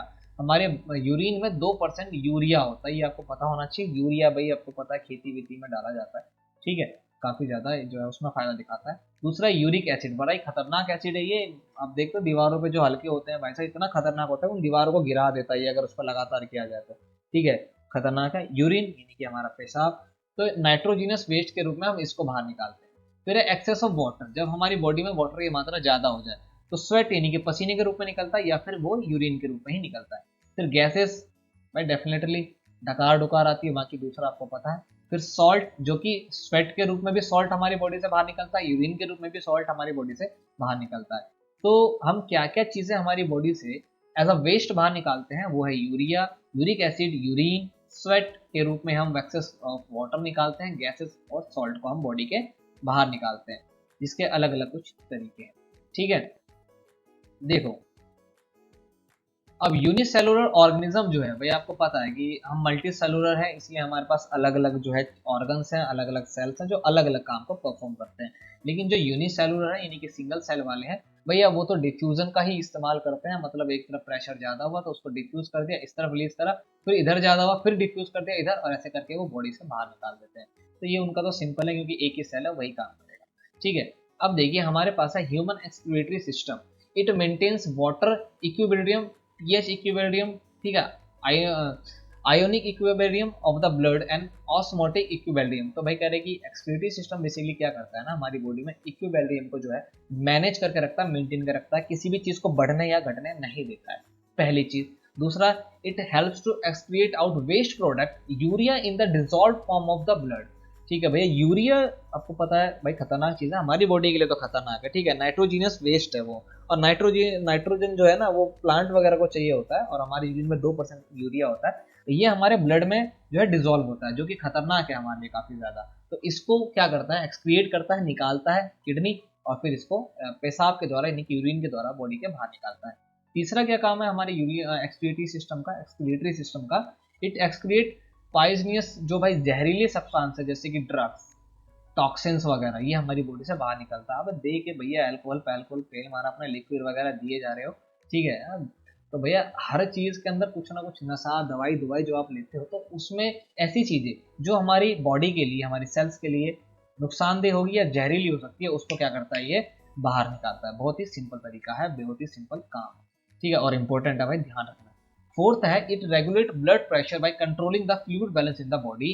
ब्लड प्रेशर को क्या करता है, मेंटेन करके रखता है। अगर आपके बॉडी में से ये इन चीजों को बाहर नहीं निकालेगा, जैसे ड्रग्स हो गए, टॉक्सिन्स हो गए, जितने जो ये जहरीली चीजें, यूरिया हो गया जो कि वेस्ट मटेरियल है आपके ब्लड में, अगर ये भी मिलकर घुलते रहेंगे और चलते रहेंगे, तो कहीं ना कहीं आपको आपके ऑर्गन्स को जो ऑक्सीजन चाहिए वो चाहिए, तो भाई ब्लड की स्पीड कम हो जाएगी कहीं ना कहीं वहां तक पहुंचाने में, जिसलिए जो है आपको दिक्कत हो सकती है। तो इसलिए क्या करता है, ये इसको कंट्रोल भी करता है। तो बेसिकली चार काम कर रहा है, क्या कर रहा है, तो ये इक्विलिब्रियम को मैनेज करके रखता है, बैलेंस बना के रखता है उसके बीच में। ठीक है, वेस्ट प्रोडक्ट जैसे यूरिया जो हमारी ब्लड में मिक्स होता है, उसको ये डिजोल्व ब्लड में से निकाल लेता है और उसको बाहर निकालता है। जैसे ड्रग्स, टॉक्सिन्स जो होते हैं, जो हमारे लिए जहरीले सब्सटेंस है हमारी बॉडी के लिए, उसको बाहर निकालेगा। और ब्लड प्रेशर को क्या करता है, ये मेंटेन करता है। अब जो इंपॉर्टेंट टॉपिक है वो ये हो जाता है यहाँ पर कि फॉर्मेशन ऑफ यूरिन, हमारी बॉडी में यूरिन बेसिकली बनता कैसा है, कैसे है, मतलब कैसा नहीं। ठीक है, अब थोड़ा बहुत आपको आइडिया यहाँ पर हो रहा होगा कि कैसे जो है ये सारी चीजें हो रही हैं हमारी बॉडी के अंदर, किस प्रकार से सब कुछ ये किया जा रहा है। तो देखिए, दो किडनी है हमारे पास, each kidney contains many filtration unit called nephron. जो किडनी है हमारी, दो है, एक लेफ्ट में है एक राइट में है, दोनों ही किडनी में बहुत सारे फिल्ट्रेशन यूनिट लगे हुए हैं। ऐसा नहीं कि एक है छान दिया, जैसे आप चाय छानते हो तो एक यूनिट होता है, वो एक इसने फिल्टर कर दिया। अब यही आप 5-10 लगा दो हर एक शेप साइज के, छोटे बड़े छेद वाले, तो भैया उस लिक्विड को काफी ज्यादा छन के आना पड़ेगा। तो उसमें से ज्यादा जो है चांसेस यही है कि जो इन जो ऐसे सब्सटेंसेस होंगे ना जो उसमें नुकसानदेह है, जैसे जिसका साइज थोड़ा बड़ा बड़ा होगा, वो उसमें कहीं ना कहीं रुक ही जाएगा और प्योर निकल के आएगा नीचे। भाई आपके घर में वाटर प्योरीफायर भी क्या कर रहा है, यही कर रहा है ना, बार बार छान रहा है, घूम के इधर से आया इधर से भी आया, है कि नहीं। तो किडनी के अंदर जो फिल्ट्रेशन यूनिट है उसको क्या बोलते हैं, नेफ्रॉन्स बोलते हैं। एक बात इंपॉर्टेंट, नेफ्रॉन्स जो है made up of cluster of thin walled capillaries. ठीक है, ये किससे बने होते हैं, कैपिलरी से बने होते हैं, जिसको हम क्या बोलते हैं, ग्लोमेरस। ठीक है, क्या बोलते हैं हम, ग्लोमेरुलस। ठीक है, ये इससे कैपिलरीज बनी होती है, किसकी, नेफ्रॉन्स की, जो कहां पर है, किडनी के अंदर है। Which associate with a cup like structure called Bowman's capsule. ठीक है, कप लाइक स्ट्रक्चर है जिसको क्या बोलते हैं, वोमेंस कैप्सूल बोलते हैं। एक लॉन्ग ट्यूब होती है जो टर्मिनेट थ्रू दिस कैप्सूल, जो यहाँ से टर्मिनेट यानी कि बाहर की तरफ रिलीज करती है। दो चीजें होगी। तीसरा है the rental artery brings oxygenated blood to the kidneys along with the nitrogenous waste like urea and uric acid and many other substances. जो रेनल आर्टरी है ना, वो ऑक्सीजनेटेड ब्लड को किडनी तक लेके आती है, यानी कि ऐसा ब्लड जिसमें ऑक्सीजन है, जिसको अभी कहाँ जाना है, हमारे सभी सेल्स में जाना है। लेकिन इसके अंदर नाइट्रोजिनस वेस्ट भी होता है, क्योंकि उसने आधा रास्ता तय करा है जिसमें कि नाइट्रोजिनस वेस्ट जो है वो डेफिनेटली मिल गया होगा, जैसे कि यूरिया या यूरिक एसिड। तो ये क्या करेगा, इसको अलग करेगा। सिंपल सी बात है। तो ये जरूरी भी है। जैसे आपका हार्ट इधर है और भाई पैर सबसे दूर होते हैं हमारे हार्ट से, अब ब्लड को पैर तक भी तो जाना है, कितने सेल से, ये लाखों सेल से मिल करके आएगा भाई, इसमें से वेस्ट इसमें लग जाएगा तो कहीं ना कहीं आपको नुकसान पहुंचाएगा। तो क्या करता है किडनी, इसको क्या करेगा, वो खटाक से अलग करेगा। ठीक है, तो ये भी तो जरूरी है। किडनी देख रहे हो कितना समझदार है ये। The blood get filtrated through the glomerulus and thin filtrate enter the tubular part of nephrons। कहने कि भाई ब्लड जो है ना फिल्टर होता है किसके द्वारा, ग्लोमेरुलस के द्वारा। अब ग्लोमेरुलस क्या चीज थी, ये कैपिलरीज थी छोटी छोटी, ठीक है, नेफ्रॉन्स की, जिसमें से ये क्या होगा, अब छन करके जाएगा। जब छन के जाएगा ब्लड तो भैया ये अंदर एक छोटा सा पार्ट है, ट्यूबुलर पार्ट होता है नेफ्रॉन्स का, उसके अंदर ये एंटर कर जाएगा। तो पूरा चांस है कि इसमें से ये इतना तगड़ा फिल्टर करता है ना कि ब्लड में से आरबीसी डब्ल्यूबीसी को भी अलग कर देता है, सब निकाल के अलग कर देगा ये। As this filter move down the tubular part, तो भैया ट्यूबुलर पार्ट के अंदर जो है साथ जितने फिल्टर किए हुए चीज होती है, जैसे कि ग्लूकोज, भैया ग्लूकोज आपको जरूरी है, अलग कर देगा। अमीनो एसिड यानी प्रोटीन आपका, उसको भी अलग कर देगा। सॉल्ट को अलग कर देगा। जितने एक्सेस ऑफ वाटर है उसको अलग कर देगा। ठीक है, इस सब कुछ क्या करेगा, ये अलग करके रख देता है, जो ट्यूबलेस के अंदर ये जमा हो जाते हैं। ठीक है, देखो कितना तगड़ा फिल्टर है भैया, पानी फिल्टर करो इससे चकाचक, तो मतलब मजा ही कुछ और आ जाएगा, है कि नहीं। The amount of water reabsorb depend upon, अब भैया इसने तो सब छान दिया, लेकिन सब कुछ हमें नहीं निकालना, हमें क्या करना है, हमें केवल वेस्ट निकालना है फिर, और जो सही चीज है उसको मिला करके वापस ब्लड में भेजना है बॉडी के लिए। तो भाई अमाउंट ऑफ वाटर रीअब्सॉर्ब यानी कि कितना वाटर जो है वो ब्लड में दोबारा से अब्सॉर्ब कराया जाएगा, ये किस पर डिपेंड करेगा कि आपकी बॉडी में पहले से ब्लड वाटर कितना है। अगर आपकी बॉडी में मान लो पहले से वाटर अच्छे से है तो ये उसको एब्सॉर्ब भी नहीं करेगा, सारा निकाल देगा बाहर, तो भैया बाथरूम में तुम बैठे रह जाओगे। और अगर ब्लड में जो है वाटर है ही नहीं तो क्या करेगा, ये उसको एब्जॉर्ब करेगा। तो सबसे पहला तो हो गया कि आपके ब्लड में, बॉडी में कितना वाटर है, उसके हिसाब से क्या करेगा, वाटर को रीअब्जॉर्ब करेगा। और how much nitrogenous waste need to be excreted out, और कितना नाइट्रोजिनस वेस्ट जो है उसको बाहर निकालना चाहिए, ये भी इसी का काम है। तो देख लो दो कितना मोस्ट काम कर रहा है ट्यूबलेस। ठीक है, अगर ये हटा दोगे तो काम खराब हो जाएगा तुम्हारा, है ना। So the fluid now flowing in the tubular part is urine which get collected in collecting ducts of nephrons। अब इसने क्या करा, जितना वाटर बॉडी में चाहिए था उसको वापस भेज दिया, और जो भी चीजें नाइट्रोजिनस वेस्ट के रूप में इसने निकाली थी, जैसे कि ग्लूकोज वगैरह इसने निकाल लिया, यूरिया निकाल लिया भैया, अमीनो एसिड निकाल लिया, तो जितना बॉडी में चाहिए उतने को वापस डाल करके आगे भेज दिया। अब जो बच्चा वो वेस्ट है उसको क्या करेगा, ये यूरिन वाले एरिया में भेज देगा। The collecting ducts together leave the kidney at a common point by forming the uterus. ठीक है, तो अब ये जो कलेक्ट हुआ, जो भी अब वेस्ट रह गया जिसको उसने आगे भेजा नहीं, उसको ये क्या करेगा, यूटेरर के द्वारा जो है आगे भेज देगा यूरिनरी ब्लैडर के अंदर। यहाँ पर जाके क्या हो जाएगा, ये जमा हो जाएगा। ये कब तक जमा नहीं होगा, जब तक ये एक्सपैंड ना हो जाए। आप मान लो कि आपका ब्लैडर, भाई ये क्या बना रहा हूँ मैं, इतना बड़ा है, इसमें ये आके स्टोर हो रहा है, तो इतना थोड़ी कि इतना लगा तो आपको बाथरूम जाना पड़ेगा इतना। अब जब ये भर जाएगा, मतलब इसकी जो ये वॉल है ये एकदम मतलब एक्सपैंड हो जाएगी, फुल हो गया, तो आपको क्या लगेगा, प्रेशर लगेगा। तो आप क्या करोगे भाई, यूरिन के द्वारा जो है इसको क्या करोगे, यूरिन को बाहर निकालोगे। ठीक है, तो bladder is a muscular structure, भाई मसल्स के रूप में बना होता है ये। ठीक है, और ये नर्व्स कंट्रोल के अंडर में आता है। अब नर्व्स कंट्रोल के अंडर में आता है इसलिए ये ऑटोमेटिक चल जाता है कई बारी, समझ गए आप, है कि नहीं। समय पे नहीं गए तो फिर इसको पूछने की जरूरत नहीं होती कि भैया जाना है कि नहीं, ये फिर आपको ड्रेस चेंज करनी पड़ेगी। जैसे छोटे बच्चे का तो आपको तुम्हें पता ही है, उनको थोड़ी पता कि भर गया, फलाना हो गया, ढिमकाना हो गया, बोल पाते हैं इतने तो खेल कर देते हैं वो, क्योंकि ये नर्व्स कंट्रोल के अंडर में आता है। ये इंपॉर्टेंट है, मस्कुलर स्ट्रक्चर है और नर्व कंट्रोल के अंडर में आता है। एक इंपॉर्टेंट पॉइंट वो ये है कि 180 लीटर ऑफ फिल्ट्रेट, ठीक है, is form daily but only 2 litre is excreted out as urine, so the rest reabsorb in the water body. Sorry, 180 litre blood को जो है किडनी एक दिन में फिल्टर करती है, जिसमें से 2 लीटर को वो केवल क्या करती है, वेस्ट के रूप में बाहर निकालती है, और बचे हुए 178 लीटर को जो है दोबारा से रीअब्सॉर्ब करके बॉडी में भेज देती है। तो भैया आपको ये इंपॉर्टेंट पता होना चाहिए यहाँ पर, ठीक है। तो ये भी इंपॉर्टेंट है, ये आपको पता होना चाहिए। अब देखो फंक्शन ऑफ नेफ्रॉन्स, ये आपको पता है ना, तो ये भाई आपने अभी ऊपर पढ़ लिया कि ये नाइट्रोजीनस वेस्ट को जो है एक्सट्रैक्ट करता है, बाहर निकालता है, और वाटर और आयोनिक बैलेंस को ये बना के रखता है, जिसको ऑस्मिक रेगुलेशन बोलते हैं। तो काफी इंपॉर्टेंट पार्ट है, हमारे किडनी का ये पार्ट है, ठीक है, कैपिलरीज से मिलकर के बना होता है, ये आपको पता होना चाहिए। अब आप यहाँ पर एक चीज सोचिए कि भैया जिसके पास किडनी नहीं है एक, क्या वो जिंदा रह सकता है? भैया 180 लीटर ब्लड को किडनी एक ही फिल्टर करेगा, चलो फिर भी जिंदा रह जाएगा। जिसपे दोनों ना हो तो भाई उसका क्या करा जाता है, डायलिसिस करवाया जाता है। जिसके पास दोनों किडनी नहीं है ना, उसका क्या करवाते हैं भाई, डायलिसिस करवाते हैं, ये आपको पता होना चाहिए, ठीक है। मशीन के द्वारा, यानी कि आर्टिफिशियल किडनी के रूप में जो है उसका ब्लड को फिल्टर किया जाता है, यानी कि जो भी काम किडनी कर रही है ना, फिर वो क्या करेगी, मशीन करेगी।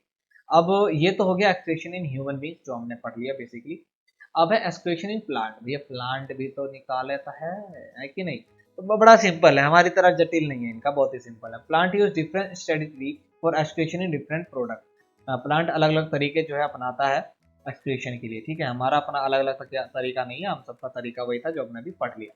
तो ऑक्सीजन एंड कार्बन डाइऑक्साइड जो है डिफ्यूज किया जाता है स्टोमेटा के द्वारा। आपको पता है CO2 को इनटेक हो चाहे ऑक्सीजन का आउटेक हो, मतलब बाहर निकालना हो, एक्सचेंज ऑफ गैस, ये स्टोमेटा में हो रहा है। यानी कि एक्सचेंज ऑफ गैस, यानी कि गैस का एक्सक्रीशन कहाँ हो रहा है, प्लांट में, स्टोमेटा में।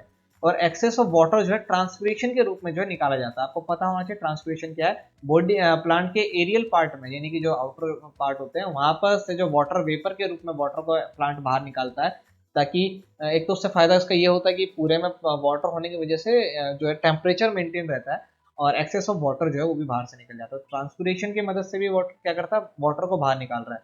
गैस को स्टोमेटा के रूप में बाहर निकालना है, यानी स्टोमेटा से बाहर निकाल रहा है। वाटर को ट्रांसपिरेशन, यानी कि एरियल पार्ट ऑफ प्लांट से बाहर निकालना है। Plants can even lose some of their old part like old tips and bark of the tree.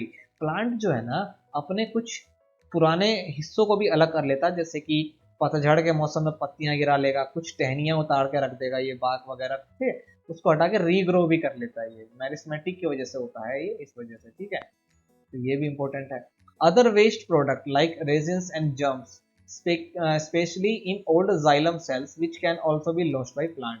आपको पता है जाइलम जो है एक डेड टिश्यू है, तो ये उसको भी बाहर निकाल देता है। Plants also secrete some waste substance into the soil around them. Plant जो है ना कुछ वेस्ट सब्सटेंस को आसपास की मिट्टी में भी क्या करता है, सेक्रेट मतलब निकाल देता है, ठीक है। ये इसकी जो है इमेज है, यहाँ पर आप देख सकते हैं, ठीक है। स्ट्रक्चर ऑफ नेफ्रॉन आपको दे रखा है, ये इंपॉर्टेंट, बिल्कुल भाई, स्ट्रक्चर जहाँ दिख जाए ना आपको बायोलॉजी में, वो क्या होता है, इंपॉर्टेंट होता है। अब स्ट्रक्चर ऑफ नेफ्रॉन, यहाँ पर कुछ बात हो रही है कि यूरिन फॉर्मेशन के अंदर ना तीन चीजें जो है वो काम करती है, जैसा कि हमने ऊपर पढ़ा था, ग्लोमेरुलर फिल्ट्रेशन। तो ये क्या करेगा, nitrogenous waste, glucose water, amino acid को फिल्टर कर देगा फ्रॉम ब्लड।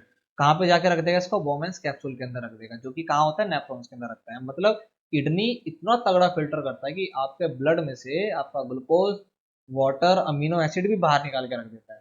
उसको क्या लगता है भैया, सब वेस्ट है, कहाँ जाके जमा कर देगा उसको, बॉमेंस कैप्सूल के अंदर, जो कि नेफ्रॉन्स में होता है। और इस वाले प्रोसेस को क्या बोलते हैं, ग्लोमेरुलर फिल्ट्रेशन, जहां पर नाइट्रोजिनस वेस्ट, ग्लूकोज वाटर और अमीनो एसिड को फिल्टर कर लिया गया। अब ट्यूबुलर रीअब्जॉर्प्शन, भैया अब इसमें से वो चीजें जो है रीअब्जॉर्ब की जाएगी जो आपकी बॉडी में इंपॉर्टेंट है, ठीक है, जो आपकी बॉडी में क्या है, इंपॉर्टेंट है। इसने तो सब निकाल दिया, लेकिन बॉडी में जितनी चाहिए, जैसे कि अब ये डिपेंड करेगा ना कि आपकी बॉडी में पहले से कितना वाटर है और कितना और चाहिए। तो भैया अगर ज्यादा चाहिए तो वो रख लेगा, जितना नहीं चाहिए उसको क्या करेगा, बाहर कर देगा। तो ट्यूबुलर रीअब्जॉर्प्शन के अंदर क्या होगा, अब जो यूजफुल सब्सटेंस है जो फिल्टर किया गया उसको जो है रीअब्जॉर्ब किया जाएगा by capillaries surrounding the nephrons. जो नेफ्रॉन्स के आसपास कैपिलरीज लगी हुई है वो क्या करेंगे, इसको रीअब्जॉर्ब कर लेंगे। तो दूसरा प्रोसेस हो गया, पहले में अलग कर दिया, दूसरे में जितनी जरूरत है उसको रीअब्जॉर्ब कर लिया। तीसरे में अब क्या करा, अब वेस्ट बचेगा कुछ, जैसे यूरिया, ये एक्स्ट्रा वाटर जो रह गया, जो सॉल्ट रह गया, इसको क्या करेंगे, ट्यूबवेल के अंदर जो है इसको भेज दिया जाता है, जहां से जो है ये collecting duct and then into ureter. तो ये क्या करेगा, जो अब जो वेस्ट रह गया उसको उठा के ट्यूबवेल के द्वारा ये पहुंचा देगा यूटेरर के अंदर, फिर भाई यूथेरिया ब्लैडर ब्लैडर में जाता है और फिर ये बाहर निकल जाता है। तो ये आपको पता चल गया। और आर्टिफिशियल किडनीज के बारे में मैंने आपको अभी बता दिया था। आर्टिफिशियल किडनीज जिसकी दोनों ही किडनी नहीं है या एक किडनी नहीं है, तो उसका बॉडी जो फिल्ट्रेट हो रहा है या जो नेफ्रॉन्स का काम है यहाँ पर, वो हेमियो और डायलिसिस के द्वारा जो है वो किया जाता है, ठीक है। Purifying blood by artificial kidneys, it is meant for kidney failure patient, यानी ऐसे पेशेंट जिनका किडनी फेल हो चुका है, तो लगभग 7 से 15 दिन के अंदर जो है उनको हर 7 से 15 दिन के अंदर जा करके हॉस्पिटल में अपना हेमियोडायलिसिस जो है करवाना पड़ता है, क्योंकि भाई ब्लड जो है प्योरीफाई ब्लड चाहिए होता है हमारी बॉडी को, अदरवाइज जो है इशू जो है वो क्रिएट हो सकता है।